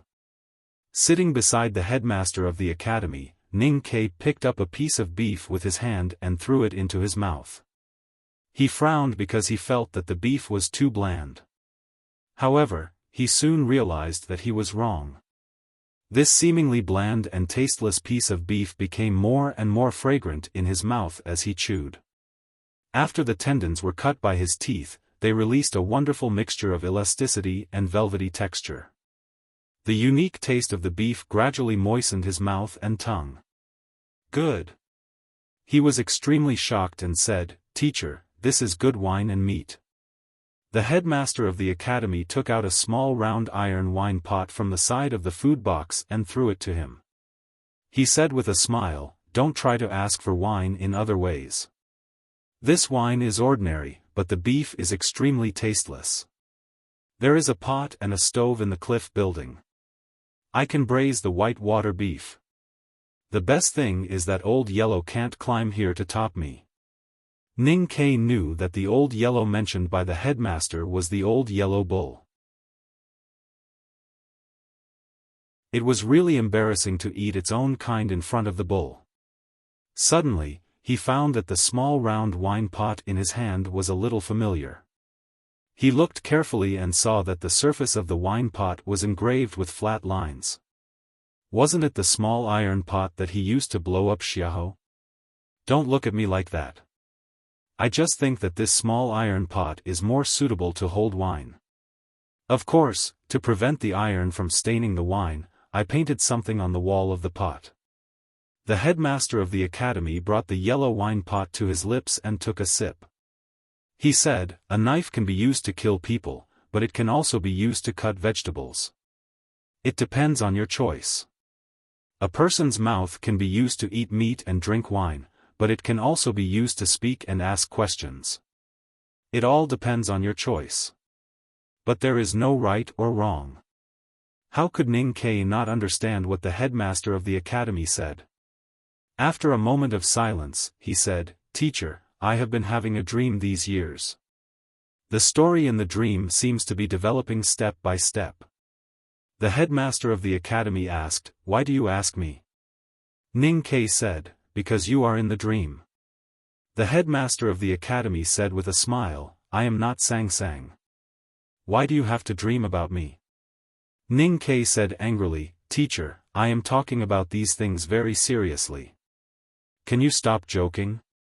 The headmaster of the academy looked at him with a smile and said, "Then continue with your dream." Looking at the headmaster of the academy's eyes, which seemed to be able to see through everything in the world, Ning Kai felt a little nervous. He said in a slightly hoarse voice, "Teacher, you should know about those dreams. Last year, tonight at this cliff, when we talked about the underworld invasion, you once asked me which direction the underworld was in my dream." The headmaster of the academy looked at his youngest student quietly and said, "This question is still valid now." Ning Kai said, "The darkness I saw came from the north." The headmaster of the academy said with a smile, "In that case, it is consistent with what I have learned from my travels over the years." Ning Kai asked, "What is the underworld invasion and the darkness coming?" "Last year, you only talked about these stories and legends, but you did not mention the details." Details? When the whole world is shrouded in darkness, no one can see the details. When the whole civilization is lost, even if there are details, they will not be able to be passed down. The headmaster of the academy looked at the darkness above the cliff and the stars. He said, "It is said that night and day alternated in this world. Sometimes it was light for tens of thousands of years, and sometimes it was darkness for tens of thousands of years. The war between light and darkness ran through the whole history. When Haotian won, it was the world of light today. When Yama won, it was the underworld invasion. When the underworld invasion, there will be no sun in the day and no stars in the night. The world will become extremely cold. The creatures on the earth can only rely on geothermal heat to keep warm. At that time, volcanoes, hot springs, and the heat flow in the South Sea will become the most precious resources. Countless wars will take place there. The war will not last for too long. Most people will die because of hunger, cold, and desperate killing. You must know that it will be an unimaginably cold and realistic world. And after a few decades, the whole earth will become extremely quiet, as if it will never wake up from a deep sleep. Only the strongest and most determined people, whether humans or beasts, can survive. These cold and dark ages are called the Dharma ending age by the Buddhism sect, and the Taoism sect calls them Yama's advent. The headmaster of the academy said, and I am used to calling it, the everlasting night. To be continued. If you like this work, please come to Chidian. Come to vote for me. Your support is my greatest motivation.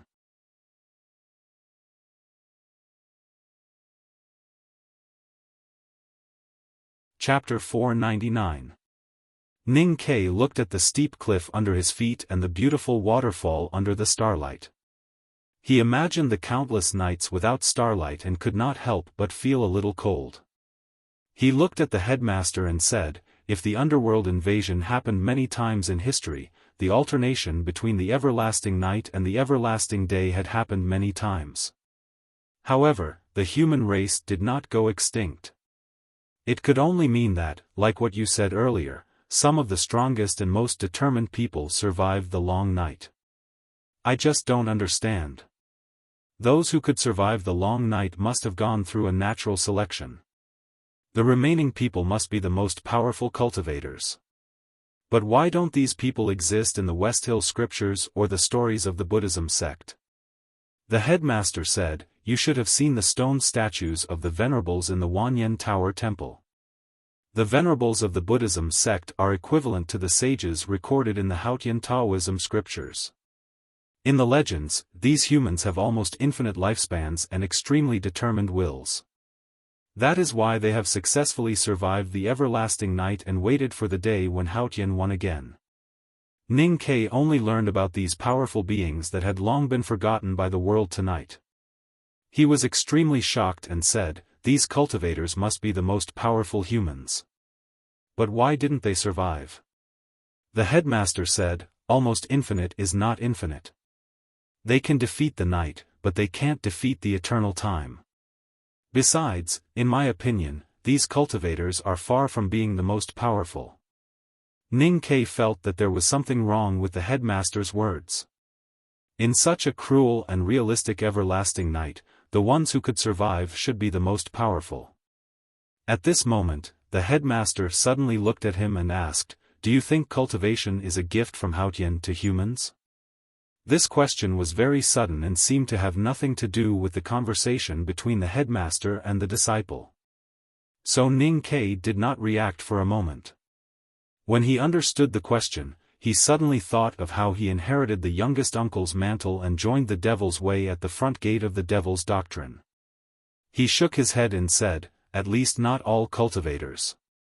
The headmaster looked into Ning Ke's eyes and said slowly, a real cultivator cultivates his own heart and will eventually cultivate to the absolute self. That is absolute pride. They can hide around volcanoes like the venerables of the Buddhism sect and the sages of Haotian Taoism. They can survive on a small amount of moss and only need water. But how can they accept becoming a shivering mouse in the night? The more powerful the cultivator, the more unwilling they are. So when the everlasting night comes, they do not choose to hide. They choose to fight with Yama and die. Ning Ke knew that the headmaster was right. How could someone like youngest uncle kneel before Yama's throne or hide in a mouse hole? If the night really came in the future, second brother would definitely be the first to jump out and fight with Yama. Then, as the headmaster said, he would die. Thinking of that scene, thinking of the dark night in his dream, thinking that he might be the son of Yama, he felt that the night wind between the cliffs became colder and colder, and he suddenly had the urge to jump down. But he still had the headmaster, a pot of old wine and some beef beside him. His life was still bright and beautiful, but Sang Sang was still sick. How could he bear to do that? He looked at the flowing clouds between the cliffs and asked blankly, "The hot sea is freezing, and the night in the far north is getting longer. These all indicate that the underworld is about to invade. Teacher, what should we do?" The headmaster held the small yellow clay pot and sighed, "I have been searching for decades in the world, but I still can't find the underworld. How can I know what to do? After all, cultivators compete with time. It's a pity that it's too late for me to see the scene of the last everlasting night." After saying this, he drank a mouthful of wine. His white eyebrows fluttered slightly, and a rare trace of worry appeared in his usually carefree expression. The West Hill Divine Palace is a follower of Haotian. They should know the most about the war between light and darkness. Didn't they make any preparations? Ning Ke asked. Everyone can see the darkness at the end of the road, not to mention the followers of Haotian. The headmaster said, "Although I don't know what happened during the last underworld invasion, I think the followers of Haotian Taoism will fight with Yama with all their might for the glory of Haotian. If they can't defeat Yama, they will hide and save their lives. They will come again when Haotian defeats Yama." Ning Ke said, "It sounds a little weak."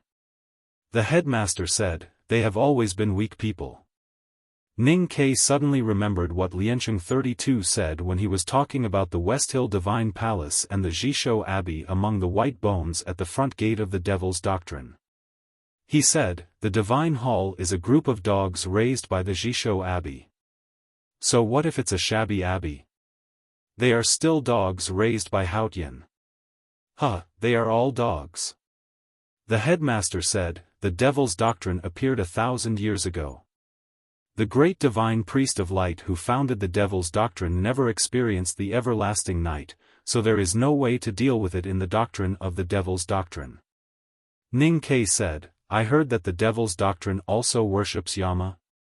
The headmaster said, "It's not faith, it's fear. The people in the Devil's Doctrine need an idol to resist the majesty of Haotian. It's just psychological comfort." Ning Ke thought of what Lotus had said before she died. After a moment of hesitation, he repeated it to the headmaster. "Some people say that the Devil's Doctrine is a moss-covered stone that hides in the dark to avoid Haotian's divine light. They say that they don't respect Haotian, but they are actually very afraid of Haotian. That's why Haotian allows the existence of the Devil's Doctrine." In fact, there was another part of the sentence, but he cut it off. At that time, Lotus said that if Ning Ke picked up the sword left by youngest uncle, he would lose all respect and even fear of Haotian. That was the real Devil's Doctrine, and Haotian would never allow such a person to exist. The headmaster's white eyebrows fluttered and he asked, "Who said that?" Ning Ke answered, "Liancheng 32. The headmaster said, "Although Lotus is perverse and has some mental problems, he is still somewhat knowledgeable. Although it was dangerous for you to meet him, it was also a lucky chance. Although he had some mental problems, he was still somewhat knowledgeable." Ning Ke did not know what to say. He thought that only the headmaster or youngest uncle were qualified to comment so casually on such a talented person like Lotus. The headmaster asked, "What did Lotus say about the Buddhism sect?" Ning Ke said, "He said that the Buddhism sect is only deliberately mystifying and is no different from a fortune teller. He also hated the Buddhism sect's emphasis on self-cultivation. When faced with the transfer of fate, they could only wait humbly and could never reach the real nirvana realm. Does the transfer of fate refer to the underworld invasion? It should be. It sounds like Lotus is not only reasonable but also knowledgeable. However, different schools and sects have their own origins.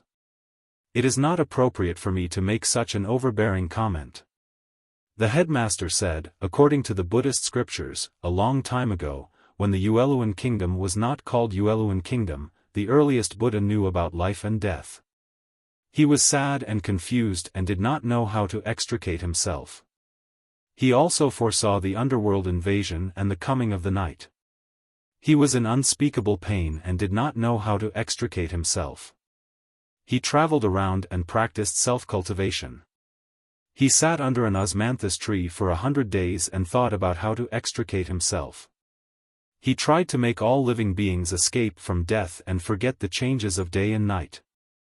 Finally, the Buddha figured out a way. Ning Ke asked curiously, "What way?" The headmaster looked at him and said with a smile, "That way is to shut up." Ning Ke thought that he had misheard and repeated subconsciously, "Shut up?" The headmaster said, "That's right.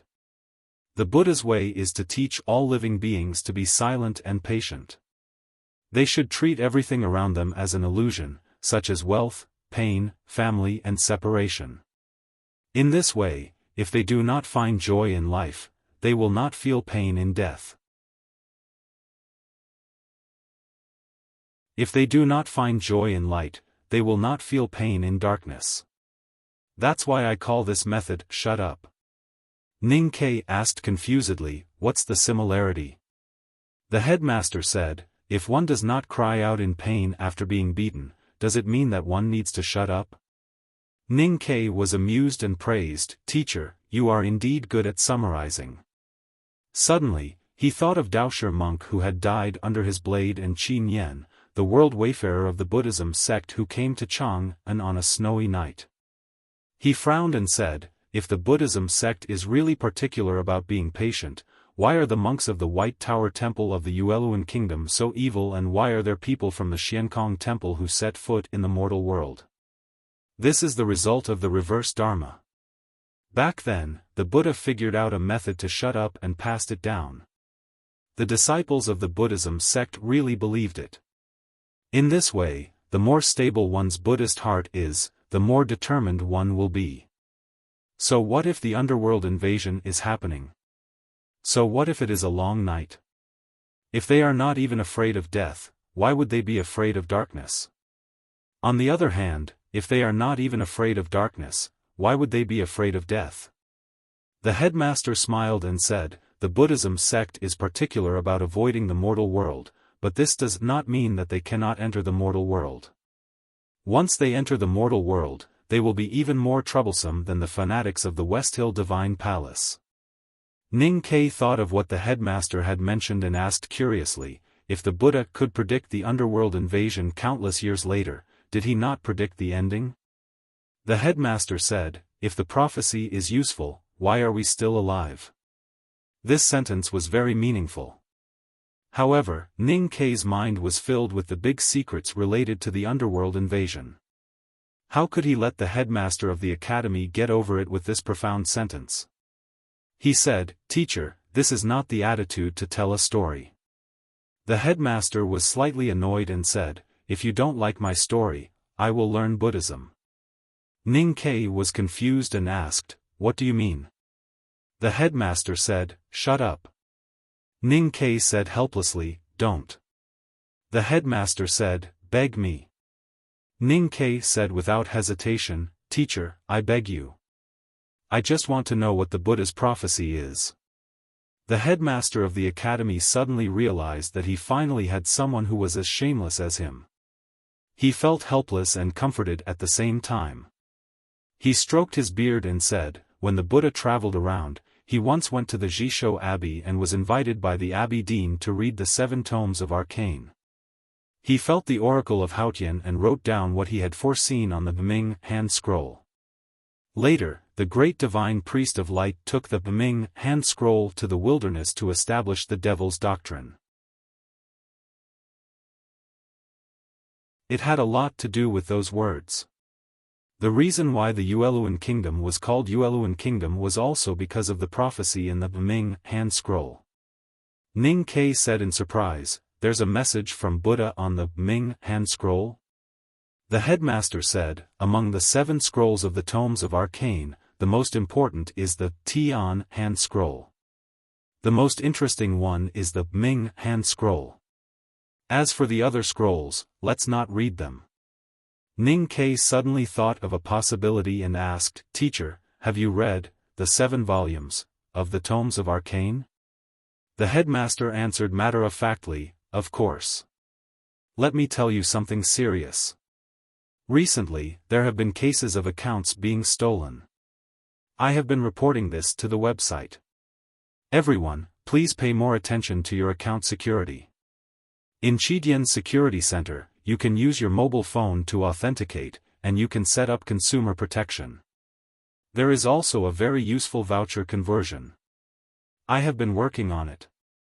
I want to make sure that you can only read books in Chidian when you top up your account. That way, at least you can't steal the game. Then, tomorrow is Saturday, because I have to make up for the previous day's leave, so there will be updates. To be continued. If you like this work, please come to Chidian. Come to vote for me. Your support is my greatest motivation."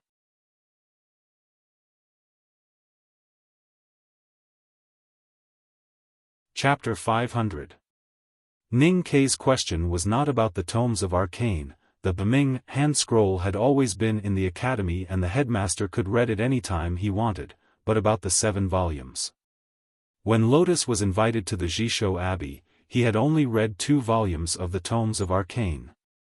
It was hard for him to imagine that there was someone in the world who had read the 7 volumes of the tomes of arcane.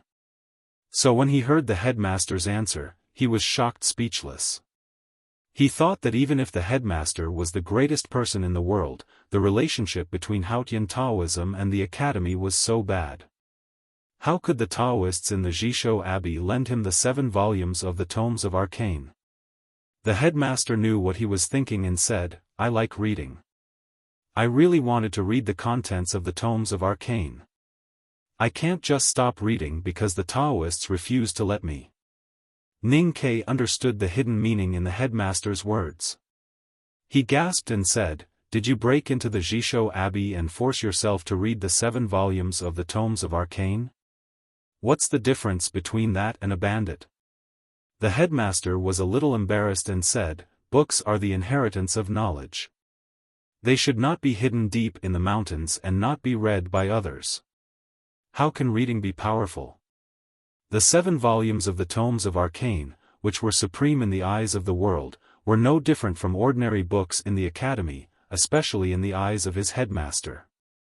Since he wanted to read them, he had to read them. Thinking of this, Ning Ke was shocked and proud. Being a Tang was something to be proud of. Being a disciple of the academy was even more so.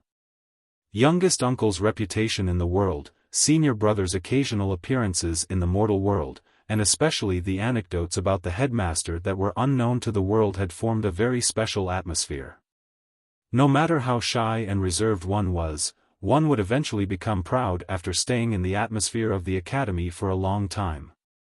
Moreover, Ning Ke had never been a shy and reserved person. He clicked his tongue in wonder and then remembered the question he wanted to ask: what was the message of the Buddha on the Ming hand scroll? The headmaster said, "As I said, you will understand when you can understand the book." Ning Ke then remembered that he had read the Ming hand scroll. Thinking of the unclear words on the tomes of arcane, such as the rotation of the sun and moon, he vaguely guessed that it was the message of the Buddha. He was even more curious about the prophecy. But how could he understand it at his current state? Whether it was the back of the mountain or the front yard of the academy, the learning atmosphere had always been free and casual. As the saying goes, one should not be ashamed to ask his subordinates. Ning Ke was even more ashamed to ask his superiors. He said directly, "Teacher, I really don't understand. Ning Kai was even more ashamed to ask the headmaster. The headmaster sighed and said, "Teacher, I really don't understand." Ning Kai looked at his teacher's fluttering white eyebrows and was at a loss. He thought to himself, how could there be a language in this world that you don't understand? You're not an ordinary person.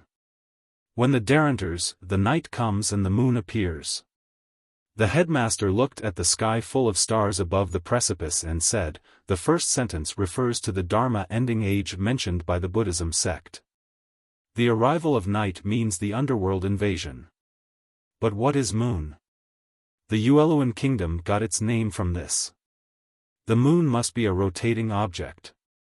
You said a few words last year tonight, but who has seen it?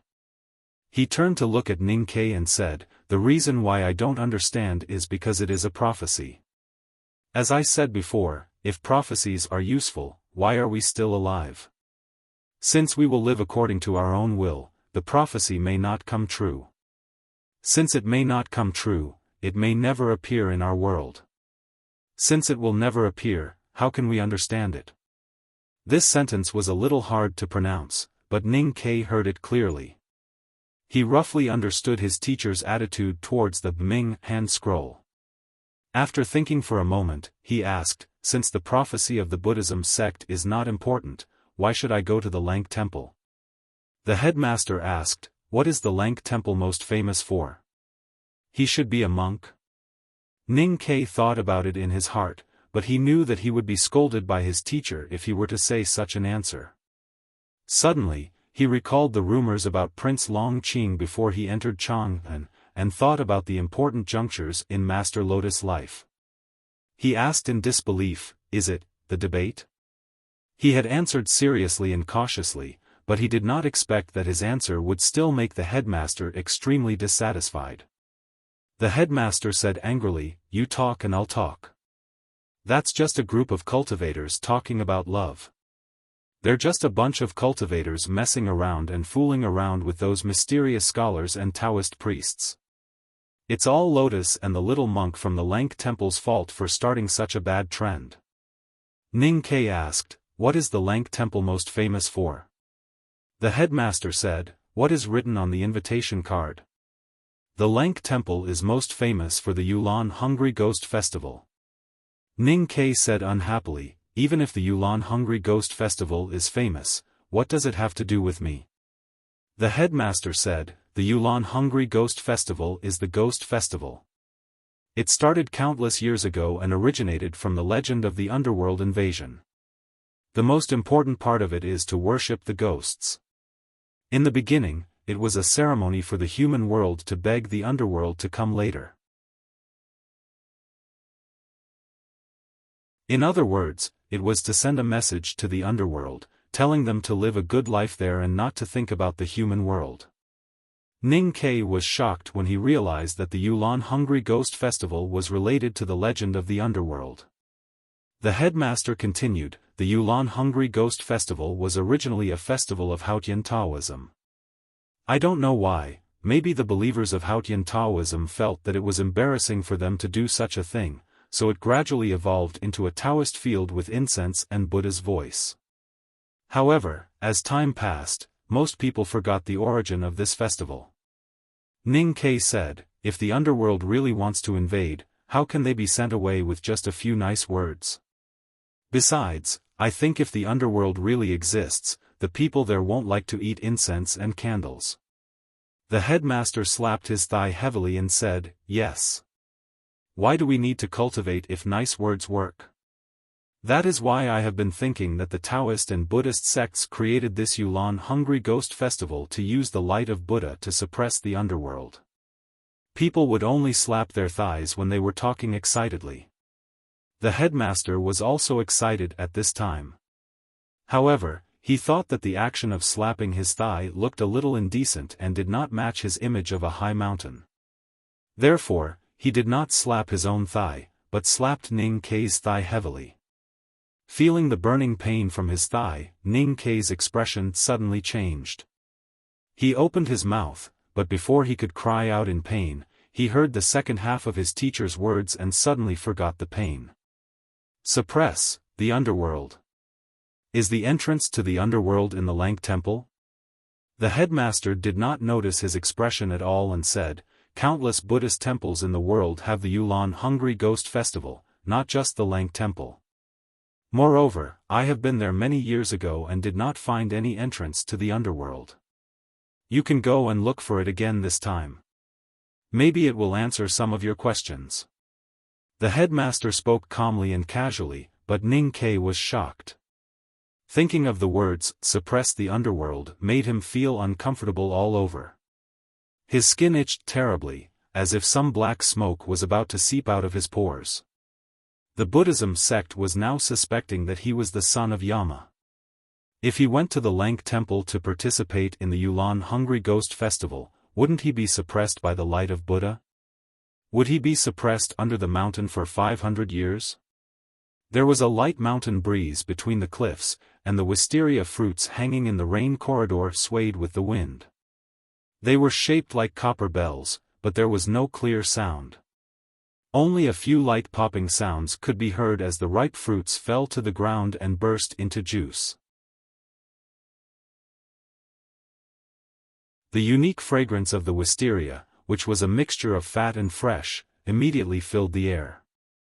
Ning Ke thought for a long time and plucked up his courage to ask, Teacher, what is the son of Yama?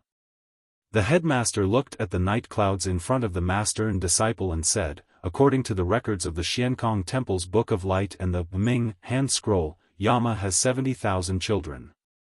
Every time the day and night alternates and before the underworld invasion, a son of Yama will come to the human world to foretell and guide the coming of the night. Guide? Ning Ke repeated in surprise. The headmaster said, of course, the coming of the night needs guidance, just like the light needs guidance. Of course, all these years, I have been thinking whether it is guidance or projection. Ning Ke lowered his head again and kept silent for a long time. It was not until the night grew darker and the starlight became dimmer and the night clouds between the cliffs became as black as ink that he said, Teacher, if I am really the son of Yama, will you kill me? The headmaster looked at him and smiled. He said matter-of-factly again, of course. Ning Ke raised his head and looked at him. His eyes were full of innocence and begging, like a kitten that had just opened its eyes and was extremely pitiful because of hunger and fear of the strange world. Everyone's life is unique. Even if all the lives in the world are added up, they are only as unique as my life. Teacher, you can't take it too hard. The headmaster looked at him and said seriously, to exchange one's life for the safety of billions of people in the world, this is what a hero and a saint should do. If that day really comes, I hope you can kill yourself. Ning Ke naturally disagreed and said indignantly, I have said that eldest brother is a benevolent person and second brother is a man of ideals. I am just a selfish person. I don't even want to be a man of ideals, let alone a saint. Teacher, you have gone too far by using such words to provoke me. The headmaster suddenly laughed out loud. Hearing the laughter, Ning Ke was a little helpless. The headmaster looked at him and said with admiration, not bad, not bad. Since you are a human, you should be a human. Why do you have to be a saint? You have thought it through. In my opinion, since you can think it right, I believe you will not do anything wrong in the future. I am very pleased, ha. In the night, the hearty and even arrogant laughter echoed between the cliffs and gradually disappeared. Ning Ke was still extremely helpless and did not know what to say. The headmaster looked at him and said with a smile, the son of Yama needs to be defined, but it cannot be defined by humans. Only you can define it. Just like how humans are humans because we believe that we are humans. Only we can define humans, not Haotian or other beings. Ning Ke smiled bitterly and said, Teacher, what you said makes sense. I am not flattering you.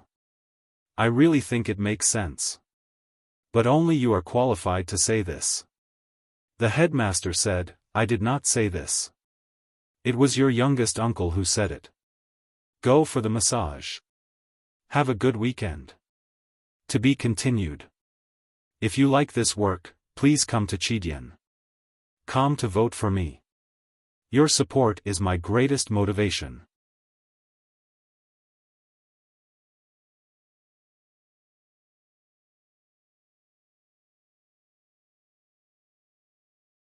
Even though I have lived longer than ordinary people, I am not old enough to experience the last underworld invasion.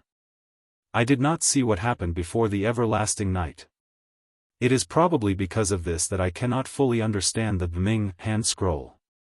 I do not know how this story will develop. Now that you are a character in this story, I do not know what changes will happen to you in the future. But I hope it will be good. Ning Ke asked, are there still people in this world who experienced the last underworld invasion?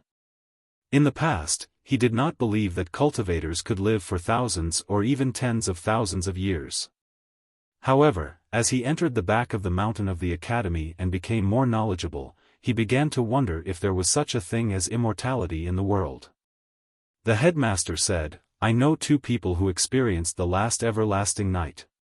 Ning Ke did not expect that there would be such people. He asked in surprise, what kind of people? The headmaster seemed to have thought of something, and his expression became a little complicated. He said indifferently, a drunkard and a butcher.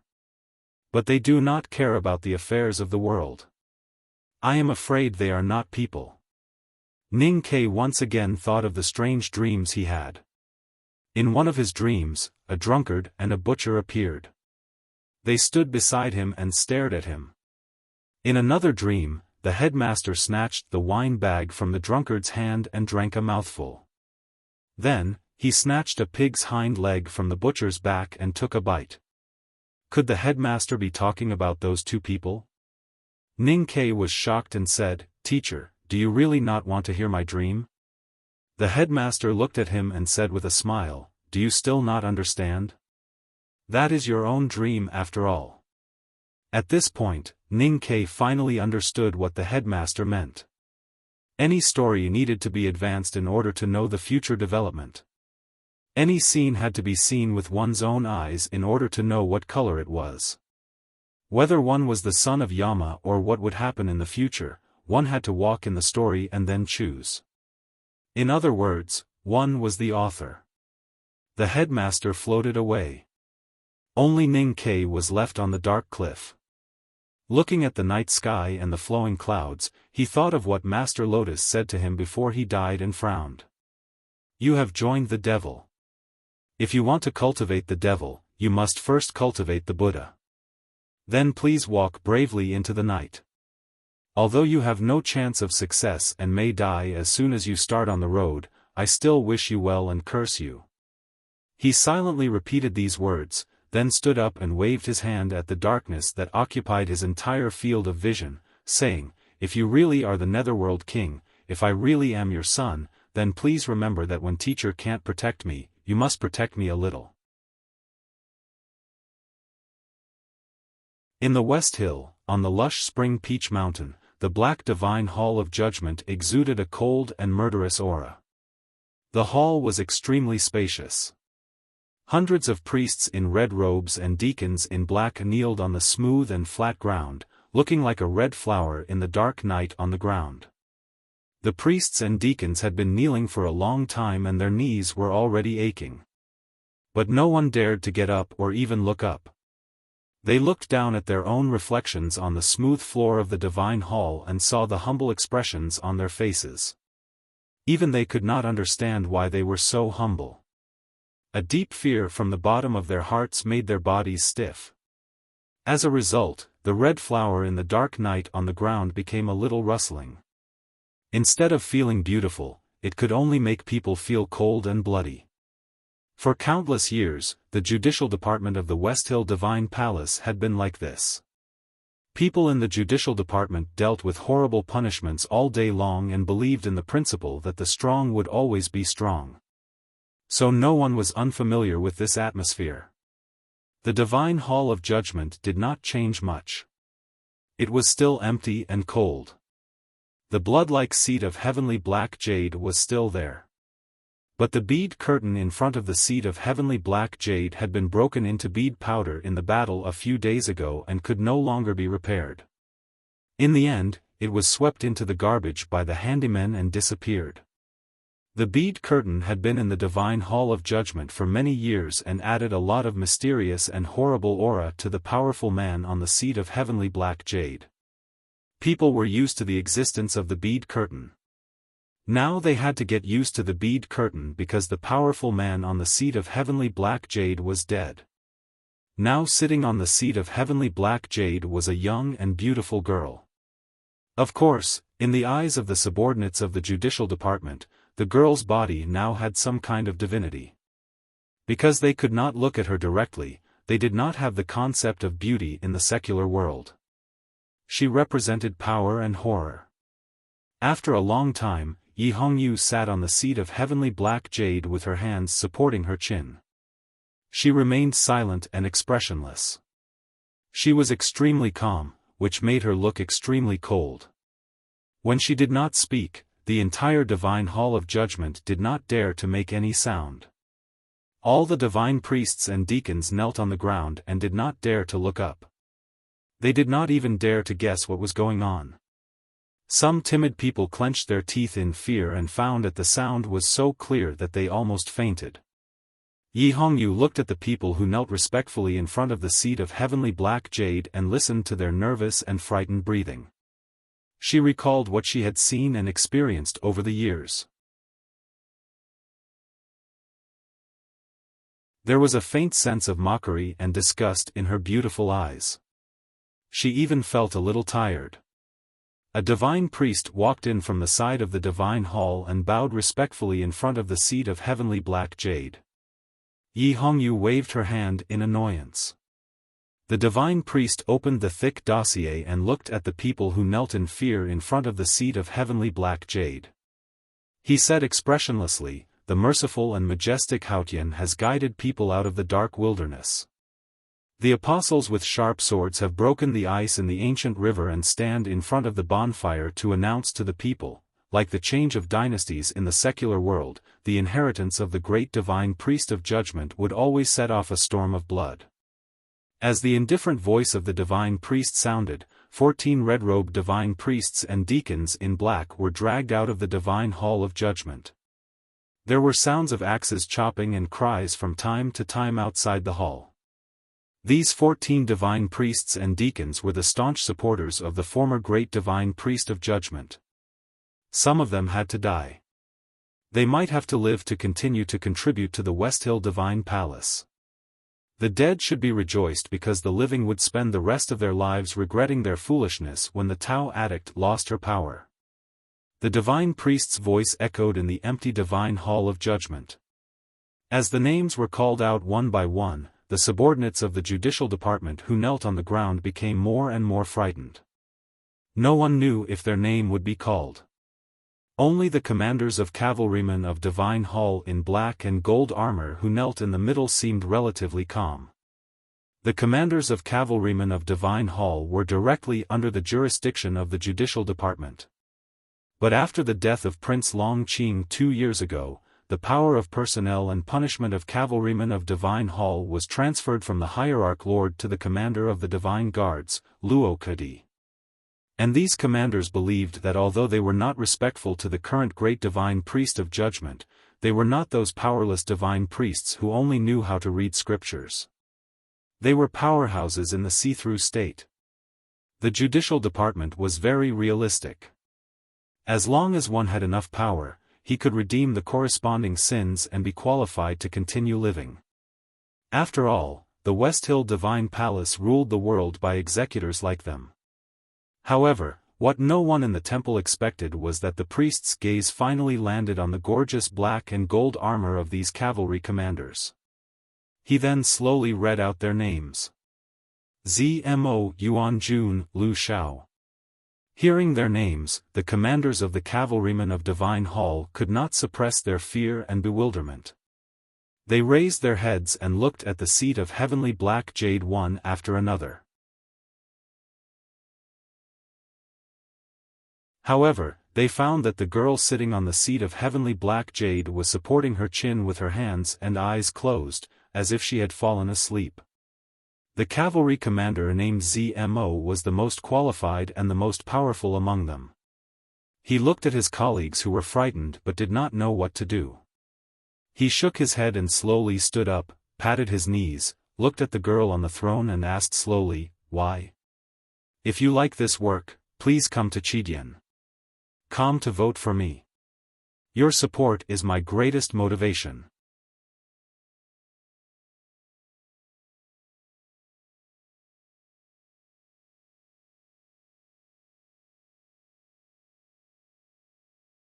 Zmo did not dare to be picky, even if he saw her coughing up blood and knew that she was seriously injured at this time. After defeating the terrifying great divine priest of judgment and the powerful commander Luokadi, the girl on the throne did not die and only suffered some injuries. This definitely did not mean that she was weak, it only meant that she was indescribably powerful. Yi Hongyu held her chin and looked at him quietly. She said softly, "Kneel." At this time, the priests and deacons who were still kneeling on the ground of the divine hall couldn't help but look at each other when they heard these two words. They naturally remembered the scene when the great divine priest walked into the divine hall that day, and recalled that they had once enthusiastically shouted for him to kneel down, and their expressions suddenly became extremely strange. The divine priests and deacons understood the fear and thoughts in each other's eyes. They raised their heads and pointed to the only standing commander Zmo. They shouted angrily, "Kneel! Kneel! Kneel!" Hundreds of people shouted in unison, their voices rumbling like thunder, echoing in the empty divine hall of judgment. Their expressions were so angry that their spittle flew everywhere. Their voices were a little hoarse, and their facial features were distorted. They looked like a group of fanatical lunatics. Yi Hongyu looked at them calmly. She was a little satisfied and a little tired. Zmo's face became paler and paler, and his body became stiffer and stiffer. He couldn't even maintain his balance and swayed like a weak patient. Hearing the thunderous scolding coming from beside him, Zmo looked at his colleagues who were usually gentle and even flattering but now had become so cold and angry. "Why?" He asked the question again, but he was not as calm as before. He even deliberately had a trace of disrespect, and his eyes were full of a pitiful look. The divine priest closed the thick file and looked at Zmo and the cavalry commanders who were kneeling on the ground and begging for mercy. He scolded them coldly, "How dare you? You are the generals of the divine hall, but you have fallen so low. The great divine priest thought that you have made some small contributions to the judicial department and showed mercy. He did not take your bodies, but only stripped you of your duties and cultivation and demoted you to commoners. You are not grateful for God's grace, but how dare you talk here? If they were not stripped of their bodies, they would not be beheaded." However, as the cavalry commanders of the West Hill Divine Hall, Zmo and the others had helped the judicial department hunt down the remnants of the devil's doctrine and search for heresy. They had done many things and many people wanted them dead. If they were really stripped of their cultivation and chased out of Peach Mountain, they would lose the protection of the West Hill Divine Hall. What kind of miserable ending would they face? Hearing this, Zmo's body shook even more and he almost fell to the ground. He looked at the girl on the throne and shouted in horror, "Only Commander Luo has the authority to punish us. Great divine priest, you have overstepped your authority. Aren't you worried that the hierarch lord will be angry?" Yi Hongyu slowly sat up and looked at him expressionlessly. She said, "Commander Luo Kadi is now sick in bed, so the hierarch lord has returned your authority to me."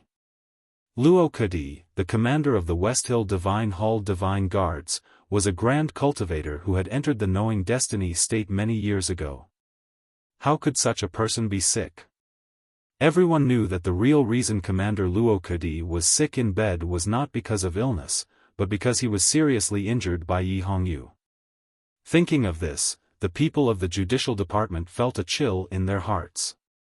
The thunderous scolding in the divine hall gradually disappeared. Zimo's face became paler and paler. He stood there in a daze and said in a hoarse voice, "Great divine priest, please tell us what sins we have committed."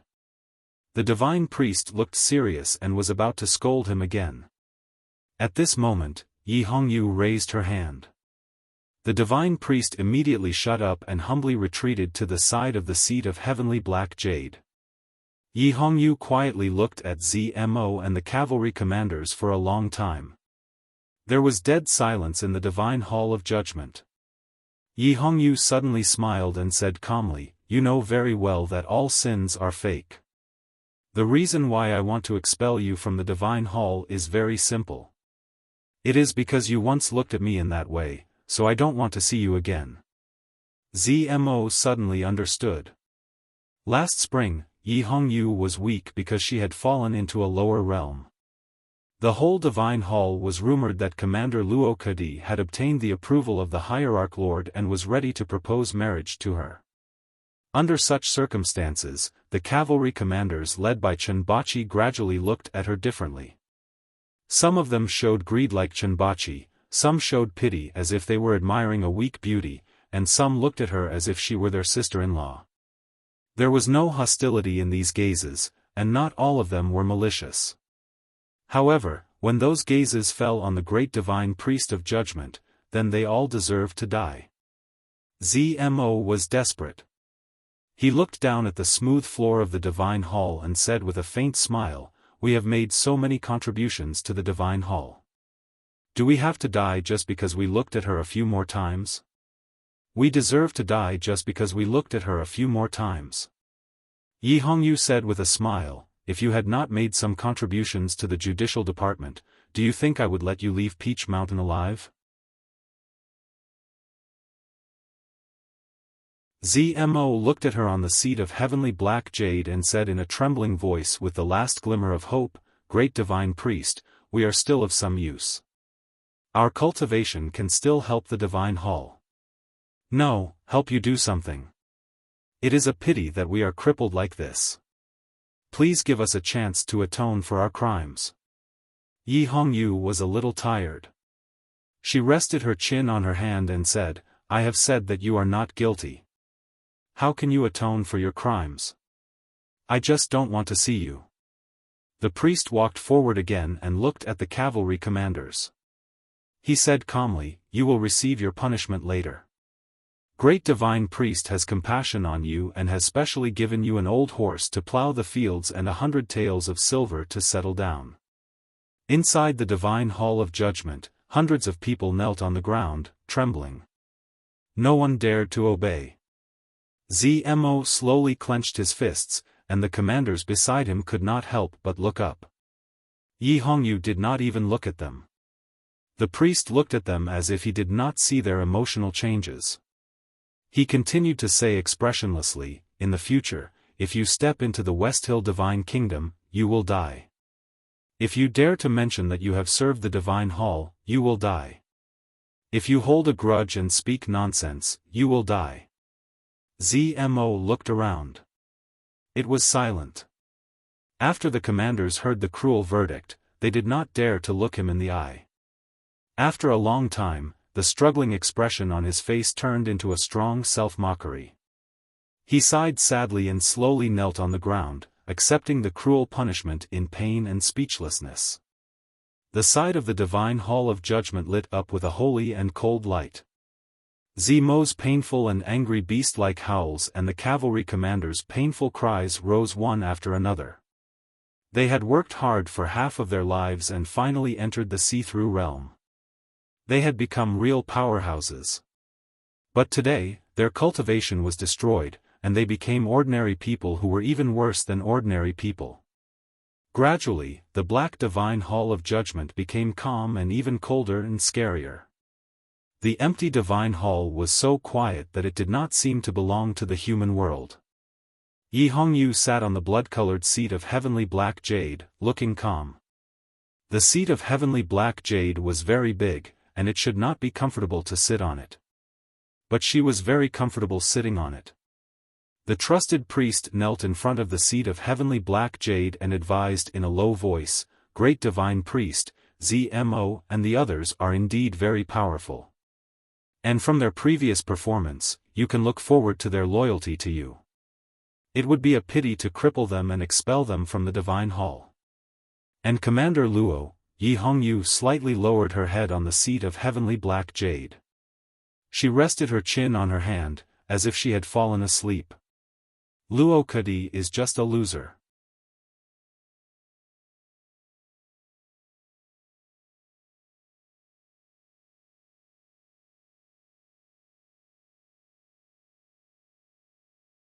Chapter 503. Trash. Scum. Get out. In the depths of the West Hill, in the cliffs covered by green vines, hoarse curses full of resentment and violence were heard. The curses were sharp and unpleasant, like sharp swords that could pierce through countless layers of armor. For some reason, they were tightly sealed around the cliffs and did not leak to the outside world. The green vines suddenly became chaotic. A figure flew out from the deep cave and fell heavily on the stone platform. It was a young man in an old Taoist robe. After a long time, he finally woke up and struggled to get up. He held the green vines on the cliff and coughed painfully. Blood spattered from his lips and soon dyed the front of his Taoist robe red. He looked extremely miserable and pitiful. The Taoist was Long Qing. He grabbed the green vines and rested for a while.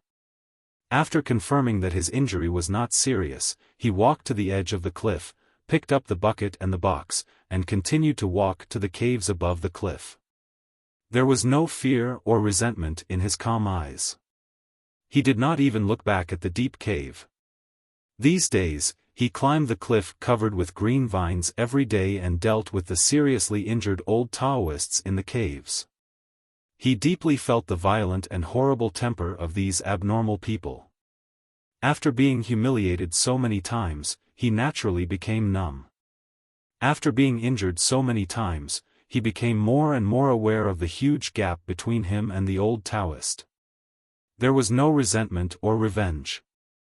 Although the disabled old Taoists in the caves did not have a good face to Long Qing and could order him around, they knew that if they wanted to know the news of the human world in time and keep in touch with the outside world, they could not kill Long Qing directly.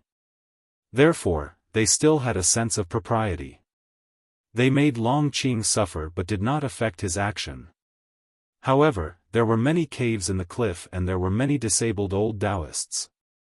Everyone thought that they had a sense of propriety, but when they came together, no one knew where their propriety went. Long Qing's injuries in each cave were not serious, but after so many days in so many caves, his injuries were getting worse by the day. Because of his injury, Long Qing moved much slower. It was almost dusk when he finished the day's work and returned to the Taoist temple. The warm and red setting sun shone on the simple Taoist temple from the other end of the West Hill Mountains. He stood in front of the hut by the lake and looked at the beautiful scenery without any expression on his face. The middle-aged Taoist walked slowly to his side and looked at the surface of the lake in the twilight. He did not explain to him the identity of the old Taoists in the caves, but said indifferently, "The more beautiful a place is, the fewer people there are." Long Qing bowed to the middle-aged Taoist and asked, "Uncle Master, are there always so few people in the monastery?" From the South Sea to the Jishou Abbey, Long Qing did not see anyone other than the three martial uncles. The simple and beautiful Taoist temple was shrouded in silence. 10 years ago, when Pippi and the little girl were still here, the monastery was much livelier. But then everyone left, and Yi Su only came back occasionally, so the monastery inevitably became a little lonely. The middle-aged Taoist said, "But I heard that the little girl has inherited the position of the great divine priest of judgment, and the great divine priest of light and the great divine priest of revelation will probably be replaced. Then, the monastery will be lively for a few days." The hierarch of the West Hill Divine Palace, the three great divine priests, the nation master of Tang, and people like Master Yen say all needed to be baptized by Haotian in the Jishou Abbey before they could be awarded the position of great divine priest. Long Qing knew this story, but he could not help but feel a little lost when he thought that Yi Hongyu had already reached this step.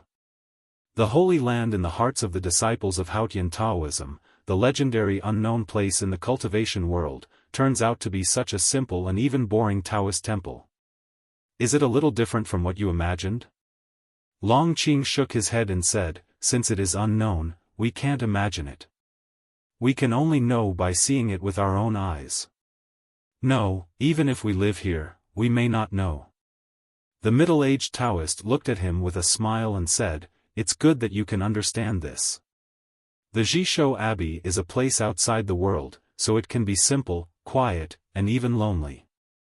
If you really think that the Jishou Abbey you see is the Jishou Abbey, then you are stupid. The Taoists living in that mountain are the Jishou Abbey. The West Hill Divine Palace is the Jishou Abbey. The Abbey Dean is the Jishou Abbey, you and I are the Jishou Abbey, and the whole Haotian Taoism is the Jishou Abbey. As long as the light of Haotian shines, it is the Jishou Abbey. Before you came to the Jishou Abbey, you were already in the Jishou Abbey. The middle-aged Taoist's words seemed a little profound, but Long Qing at least understood the first sentence. The disabled old Taoist priests living in the cave were unknown in the world, but their cultivation states were extremely terrifying. Some of them had obviously surpassed the 5 states and become the legendary sage in the scriptures. Such a Jishou Abbey was indeed a great place that was hard to imagine. I know very well how bad the temperament of the old guys living in the cave is. Since you are injured, you don't need to bear it. Although it is good for your temperament, it will damage your Taoist body and eventually become an obstacle to your future cultivation. Later, you can go to the pharmacy to make some medicine. The middle-aged Taoist looked at him and said. Long Qing seemed to inadvertently think of something and asked, Uncle, when I was tidying up the medicine warehouse a few days ago, I saw a medicine tripod. I wonder if I can use it? The middle-aged Taoist's eyes revealed an expression of appreciation and said, it seems that you have learned something from cultivating the Sha hand scroll. Your mind is not confused by the complicated cultivation methods, and you can even notice the medicine refining method recorded in the corner. Maybe this is your blessing. If you want to use the medicine tripod, just use it and wash it clean afterwards. The medicine warehouse of the Jishou Abbey was not located by the lake, but on the cliff to the west. It was a 2-story Taoist temple building with complicated talisman characters carved between the pillars and painted with gorgeous patterns. It gave off a sense of nobility and looked more like the main hall of a Taoist temple compared to the huts worshipping the 7 tomes of arcane by the lake. In front of the Hall of Medicine was a large meadow slope. Below the slope was a precipice. The precipice was so deep that even apes and monkeys could not climb it, let alone ordinary people. Even if the world's amazing grand cultivators could climb this precipice, they would be instantly killed by the array hidden in the meadow. Long Qing looked at the meadow that seemed to be burning in the twilight and felt the faintly discernible power of the array. After a moment of silence, he turned and walked to the Hall of Medicine. He held a big old iron ring in his hand, on which there were many seemingly ordinary keys. Without these keys, it was impossible for him to enter the Hall of Medicine. The door of the Hall of Medicine slowly opened, revealing a vast space that did not match the appearance of the hall at all. Several rows of array racks stretched into the depths of the hall. It seemed to be a few miles away, with no end in sight. There were countless rare medicines and raw materials placed on the array racks. Each medicine and material had a corresponding array to provide suitable ventilation and a warm and humid environment. These medicines and materials were rarely seen in the world. Many of them were even marked as missing in the West Hill scriptures. If they were to enter the world, it would probably attract countless cultivators to fight for them. However, there were too many kinds of rare medicines and materials here, but they seemed so ordinary. They were casually placed on the array racks and seemed to have been there for many years, with no one paying attention to them for many years. It was hard to imagine, but it was easy to understand. Whether it was the emperor of the South Jin Kingdom or the monarch of the Kingdom of Song, they had to bow before the West Hill Divine Palace. No matter if they were poor or rich, they had to offer their wealth to the West Hill Divine Palace.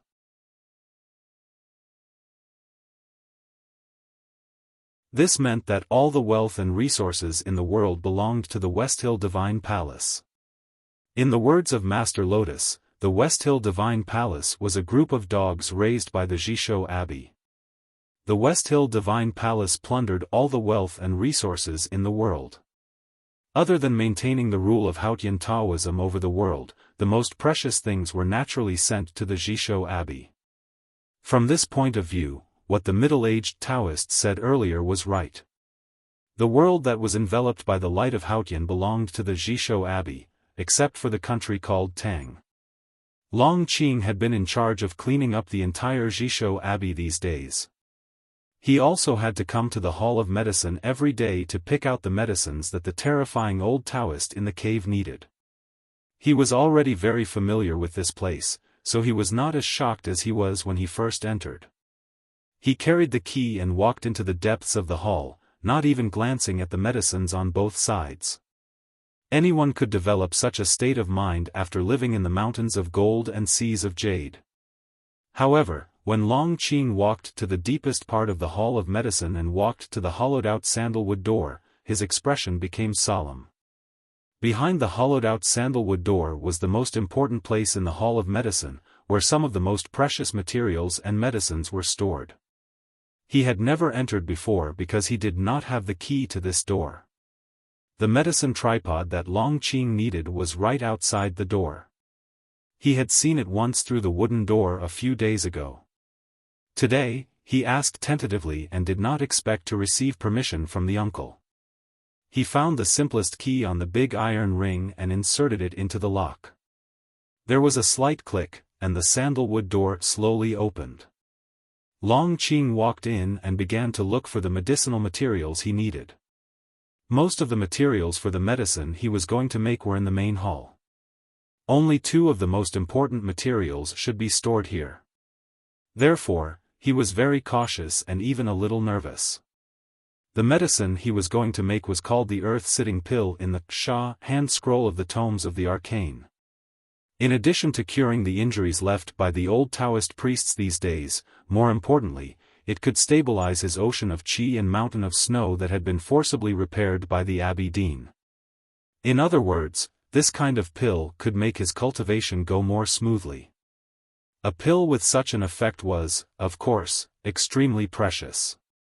In the records of the West Hill, it was even described as the supreme elixir that could heal the dead. Long Qing had never imagined that one day he would have the opportunity to make such an elixir. Therefore, his nervousness at this time was understandable. All of a sudden, the nervousness on Long Qing's face was replaced by shock.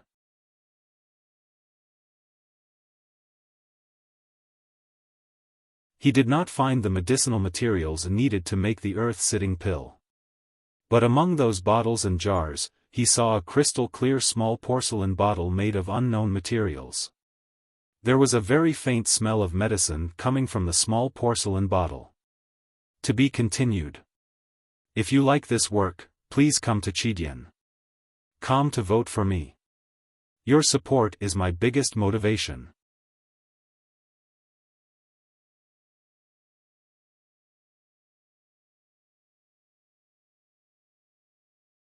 Chapter 504. The Lank Temple was far away in the southeast. It was a long journey, and no one was willing to make time too tight.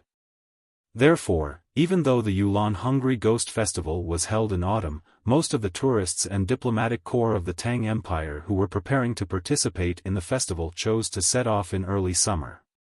The Academy was the first to receive the invitation from the Lank Temple and sent Ning Ke as their representative.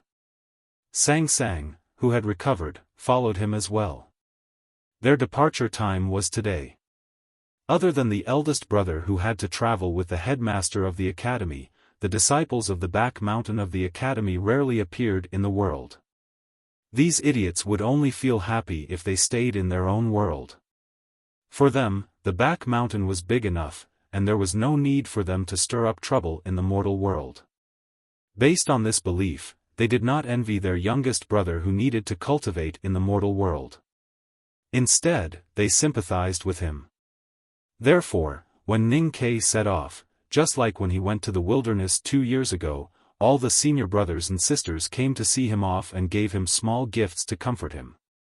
Fourth brother and sixth brother often designed and made good things for Ning Kai, so they did not give him anything special this time. It was just an inconspicuous box. Ninth brother Beigong and 10th brother Shiman were still the most careless. They stood by the lake and played a farewell song as a gift. Listening to the sad sound of the flute and zither, Ning Kai snatched back half of the sealwort from the big black horse's mouth.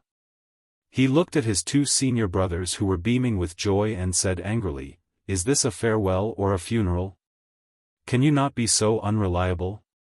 The big black horse was also very angry at this time, but no one cared about it. The big white goose was swimming slowly in the mirror lake, pretending to be deep. The little white wolf was half squatting beside Tang Xiaotang's legs, listening to her and Song Song's conversation. It tilted its head slightly, as if it understood something. When the song was over, Beigong Weiyang came forward and took out a thin piece of paper from his bosom. He reluctantly handed it over and said, "Little brother, this is the Bailing Sanku score that the world thought was lost. It's extremely precious. You can't give me another unreliable one." Ning Kai wondered why he wanted a score. Tang Xiaotang, the saintess of the diabolism's doctrine, called him youngest uncle. Would he meet the saintess on his journey? But then he thought that if the score was really precious, it could be sold for a lot of money. He took it without hesitation. A score is not a score. Reliable, reliable. Do you know what reliable means? Relying is a term used in chess, so the word reliable refers to the chess records. The 5th brother walked proudly to the center of the crowd, bringing with him an endless sour smell. It was unknown how many days he had not taken a bath. The 7th sister could not help but frown and nag a few words, but he did not care. The Lank Temple is not a dragon's pool or a tiger's den. It is not worth playing such a sad song. Even if it is sad, it is still a joke. However, that shabby temple is famous for the chess world. The monks in the temple are really good at chess. 8th brother, who had always been indifferent to worldly affairs, looked at Ning Kai with unprecedented determination and said, "8th brother and I have been practicing hard in the academy. Those monks were lucky enough to be invited to the Lank Temple. Youngest brother, you must not tarnish the reputation of the academy in chess and embarrass me on this trip." As soon as he finished speaking, 8th brother came over with a thick pile of chess records in his arms. He looked at Ning Kai and earnestly said, "Youngest brother, you've seen us play dozens of games. Even if we are stupid, our state should be much higher than those monks. It's just that you're too lazy, so your basic skills are not good. These are the chess records carefully made by 2 senior brothers. You can practice more on the way." Ning Kai was already stunned. He thought, "Where is this?" At this moment, 5th brother snatched the chess records from 8th brother's arms and scolded him sternly, "Stupid! What is the use of these chess records for youngest brother?" Ning Kai was overjoyed. He nodded and said, "Yes, yes." However, he did not expect that 5th brother would turn around and give the thick pile of chess records to Sang Sang. Sang Sang's understanding of chess is far better than youngest brother's. 5th brother looked at Sang Sang and said pleasantly, "Sang Sang, the important task of maintaining the academy's #1 chess player in the world, will be handed over to you." The academy was in the southern suburbs of Chang'an, so they did not have to worry about the city gate being closed. Therefore, in order to avoid the summer heat, Ning Ke and Sang Sang did not leave until the sun was setting and night was falling. Looking at the black horse carriage gradually disappearing into the clouds on the mountainside, second brother frowned slightly. He felt that the atmosphere today was a little strange, as if there were some hidden things that he could not see clearly. Eldest brother watched the black horse carriage leave. After a moment of silence, he turned and left. The twilight shone on his old cotton-padded jacket, and some dust could be seen faintly. It seemed that his cotton sleeves were trembling slightly. Second brother looked back at eldest brother's back on the mountain road. He was slightly moved and chased after him. Eldest brother walked very slowly, but for some reason, it was difficult for second brother to catch up. When eldest brother walked to the hut, the sun was about to set. The night shrouded the valley, and stars appeared one after another in the dark sky. The headmaster of the academy stood outside the hut, half bent and squinting at a cylindrical iron object. He did not know what was in the iron cylinder. Eldest brother walked behind the headmaster of the academy and asked, "Teacher, what are you looking at?" "I'm looking at the stars." "Well, I should say stargazing. It's more elegant." The headmaster of the academy motioned him to come over and said, "This is made by 6th brother and 13th brother as a gift to me. They named it Stargazing Mirror. I tried it before, and the stars are still the same, but it can magnify the scenery in the distance. I think it's better to use a telescope." Eldest brother put his eyes in front of the iron cylinder and found that, as the teacher said, the stars in the iron cylinder did not become bigger. But if he looked at the mountains in the distance under the starlight, they would be clearly magnified. It's really interesting. Youngest brother really knows a lot of things, he said with a smile, but his smile was a little worried. The headmaster of the academy looked up at the stars in the night sky and said, "There may be people who are born with knowledge in the world, but there are no omniscient people.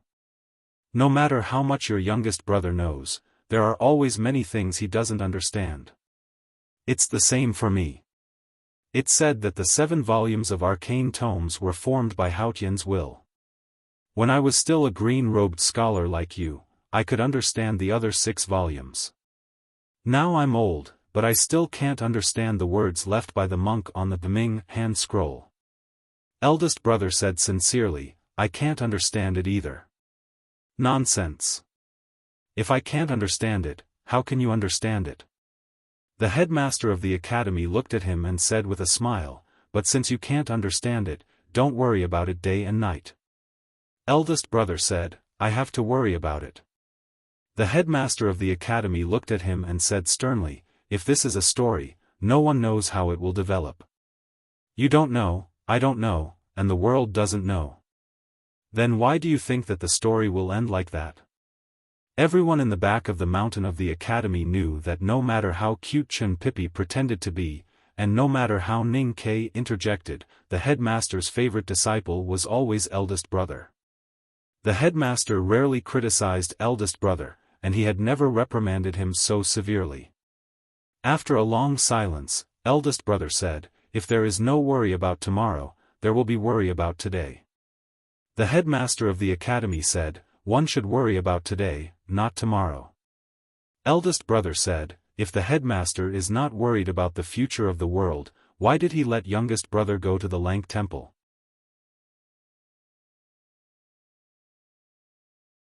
The headmaster of the academy looked at the forest shrouded in silver light and listened to the faint sound of the waterfall in the distance. He said, "The night your youngest brother killed Xiaofan, I found out that Song Song's illness was more serious than I thought. If I really used the Westhill divine skills to cure it, I'm afraid that there would be problems in the end.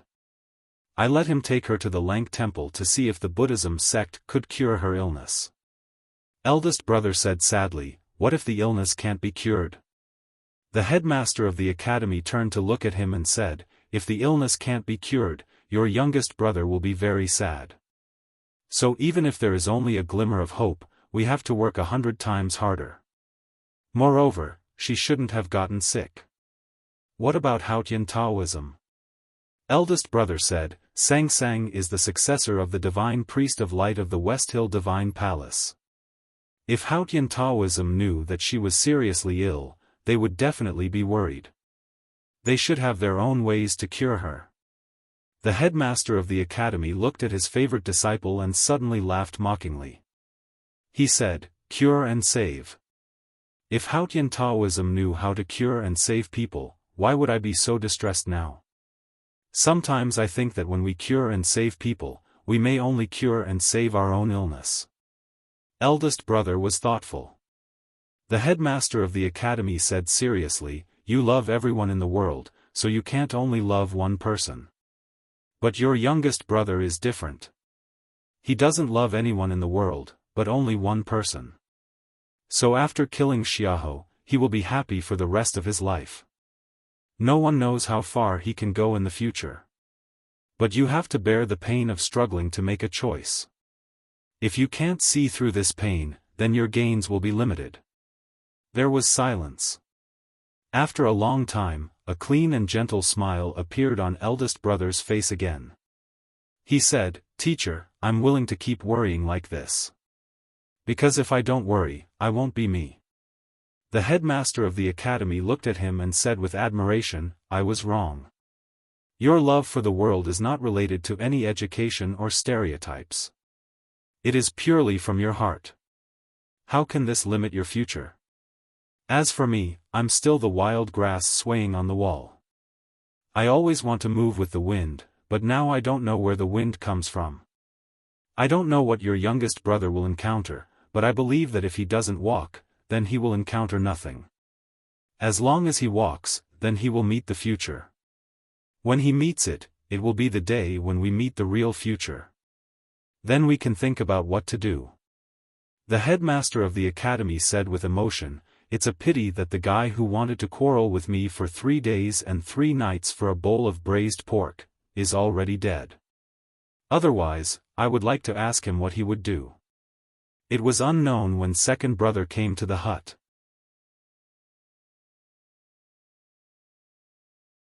He had been standing quietly by the side, listening to the conversation between the headmaster and eldest brother. Until now, he finally couldn't help saying, Teacher, although I don't understand what you and eldest brother are talking about, I think I can guess what youngest uncle will do. The headmaster of the academy's expression changed slightly. He stroked his beard and asked, What will your youngest uncle do? Second brother said matter-of-factly, Fight. The headmaster of the academy found that these disciples were becoming more and more like him. They said everything matter-of-factly, but where was the reason? He asked in confusion, Fight who? Second brother was also confused. After a while, he said seriously, No matter who. I'm also going out. Greetings to everyone. To be continued. If you like this work, please come to Chidian. Come to vote for me. Your support is my greatest motivation.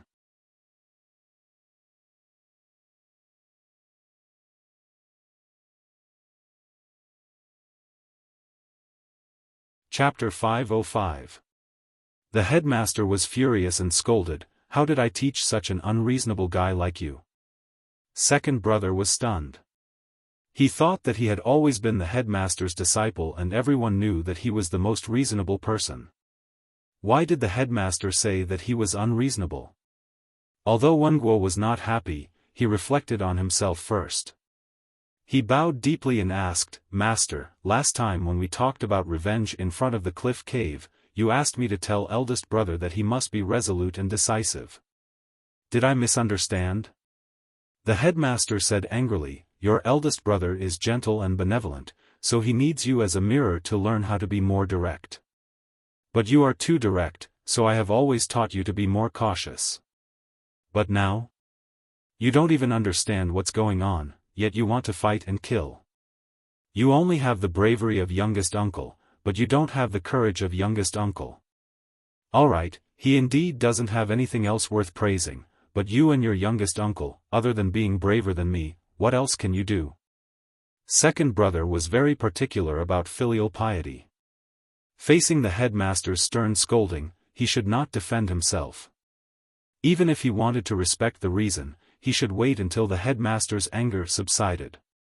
But when he heard the headmaster mention his most respected youngest uncle, he did not know how to defend himself. "Headmaster, I remember what youngest uncle said to me and senior brother when we were young. If we only have courage left, then courage is all we have." The headmaster was stunned and suddenly laughed. He waved his sleeves and said, "That's reasonable. In fact, I also said this to your youngest brother. If the night really comes, we can just fight back. Why do we need to think so much?" The eldest brother thought of the words youngest uncle left behind when he left the back of the mountain on the black donkey. He did not smile like his teacher and younger brother, but became more and more worried. He said, "Since we are going to resist, why don't we make some preparations before the night comes?" The headmaster stopped smiling and said, "Because we don't know where the wind comes from and where the night comes from. Then everything we do in advance may be wrong. Of course, I hope all our guesses are wrong and the night doesn't come." Eldest brother looked up at the sky and sighed. If the night comes, the light should be the most important. Why does Haotian have no reaction? I really don't understand what the heavens are thinking. The headmaster looked up at the dark sky and said, "Look, it's what I said before. There is no omniscient person in the world. I don't know what the sky is thinking.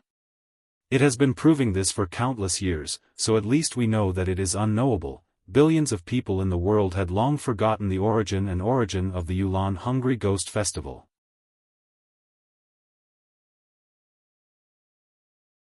The underworld still existed in their legends and childhood stories, but it had long become a real legend or story. No one believed that the underworld really existed, and no one believed in the nonsense of the underworld invasion. In the eyes of the people, the Yulan Hungry Ghost Festival was an important festival to worship ancestors and feed ghosts. The orchid pots placed along the streets, the young girls dressed in traditional clothes, all kinds of tempting food, and the custom of lanterns made the festival not tainted with the slightest bit of gloomy and ghostly aura. Instead, it was full of beautiful and charming images. The Yulan Hungry Ghost Festival at the Lank Temple was naturally a grand event in the cultivation world. The Yulan Hungry Ghost Festival itself was also a grand event in the world. Other than cultivators, there were also countless tourists, pilgrims, and official delegations from various countries. They set off from different cities and headed towards the Lank Temple. The Tang Empire also sent a delegation according to the old custom. The level of the delegation was very high. To everyone's surprise, the envoy who represented His Majesty to tour the world was the Jinshi General Xian Jilang. The Jinshi General was one of the 4 royal generals of the Tang Empire. After Xiao's death, his status became even more important. General Xian Jilang himself was also a legendary figure. His martial arts cultivation state was extremely ordinary, but he had made many military achievements with his exquisite battlefield command. He had been continuously promoted until today. In the military of the Tang Empire, which revered military force, 3 of the 4 generals were experts at the peak of martial arts. Xian Jilang's individual force was so weak, but he could stand shoulder to shoulder with the other 3. Just from this point, it could be imagined that he had an amazing ability in intelligence or other aspects. Such a figure was definitely qualified to represent the Tang Empire to tour the world. However, the envoy was usually a civil official. Even if His Majesty wanted to show enough respect to the Buddhism sect, it would be enough to send a noble civil official with a title. Why would he send a general? Therefore, this appointment still caused a great controversy in Chang'an and aroused great doubts in the South Jin Kingdom. Who knew if the general would look at the scenery or the city defense along the way? Who knew if the warlike Tang Empire wanted to start a new war? In the end, people confirmed from some gossip that the reason why His Majesty sent Xian Jilang was mainly because of the following reasons. After Xiao's death, the position of Marshal of the Northeast Border Military, which he had once held, was still vacant. The Yueluan kingdom in the west of the Tang Empire was no longer a threat, so Xian Zhilang wanted to be transferred to Tuyang City.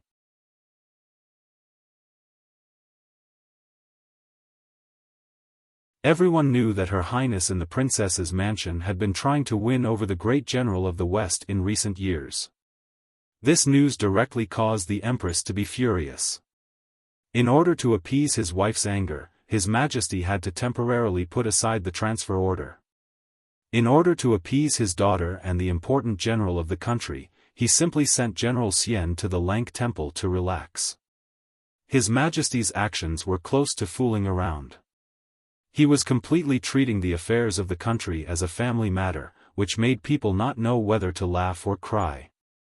However, it also made many men who were troubled by family matters feel a lot of sympathy, and it also made those young girls who yearned for love feel even more admiration.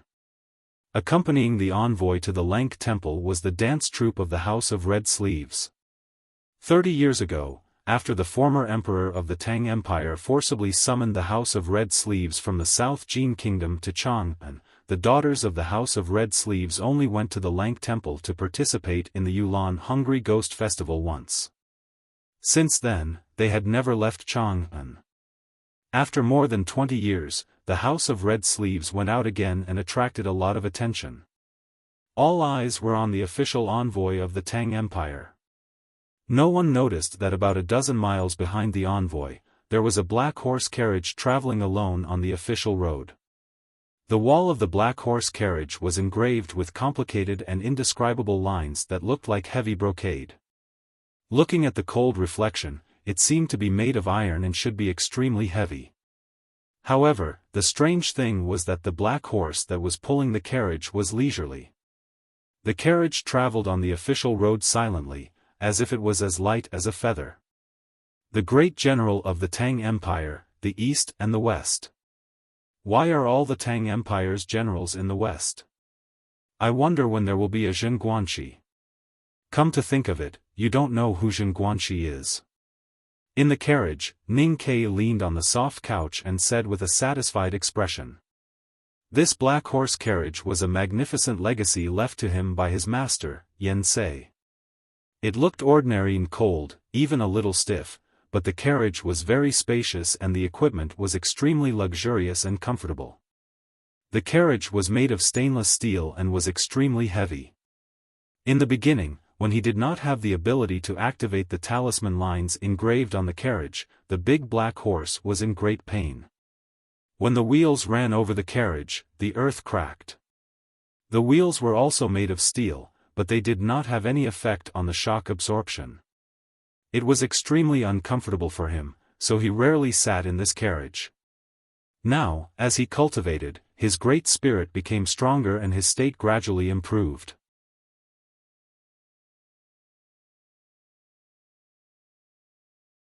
Especially after the guidance of Seventh Sister, he finally understood that the lines on the carriage wall were not pure talismans, but a kind of compound talisman array.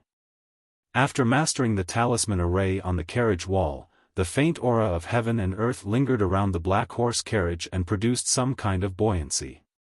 The heavy black horse carriage became a feather floating in the water.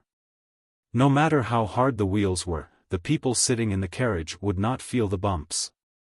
The painful journey suddenly became a pleasure.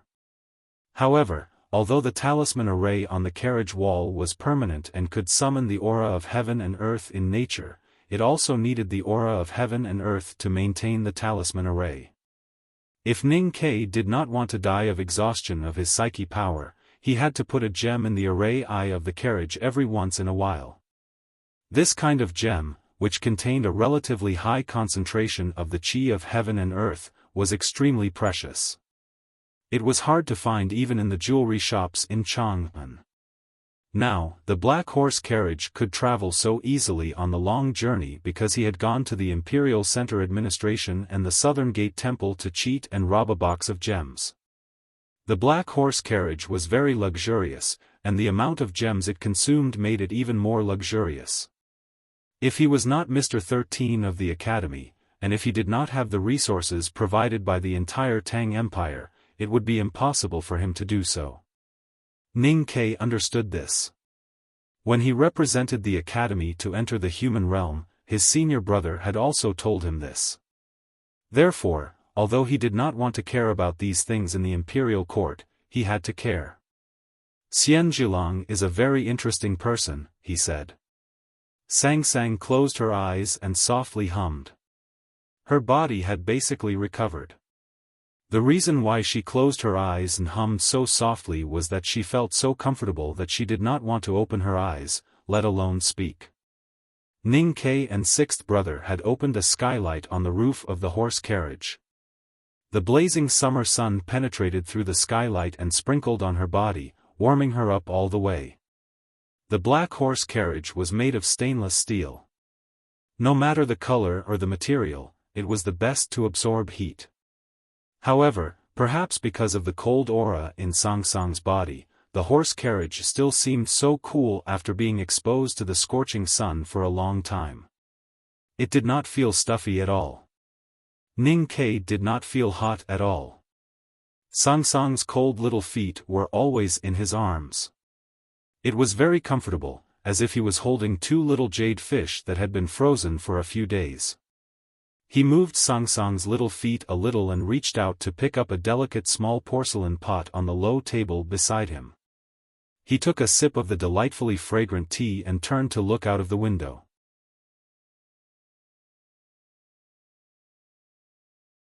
He saw the farmland on both sides of the official road outside the window.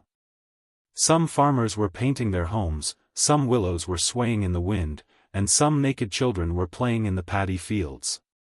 These scenes always made people feel happy and happy. Ning Ke looked at those naked, dark-skinned naughty children and felt that he had seen them somewhere before. Then he realized that as long as he walked in the territory of the Tang Empire, it would be easy to see similar scenes, because happiness was always similar. He looked at Sang Sang's dark little face and smiled, thinking that this long journey was actually not bad even if there was no end. At this moment, the big black horse seemed to feel his thoughts and happily neighed. Homology in progress. I'm also on my journey today. I know it's not fun to read one chapter a day, but if I can keep updating and try not to open the skylight, I'm really working hard. I strongly recommend a novel to everyone to fill our lonely days. The novel is called Grand Master of Dreams. I don't know the author. This is not an advertisement. I'm just a reader who likes reading this book.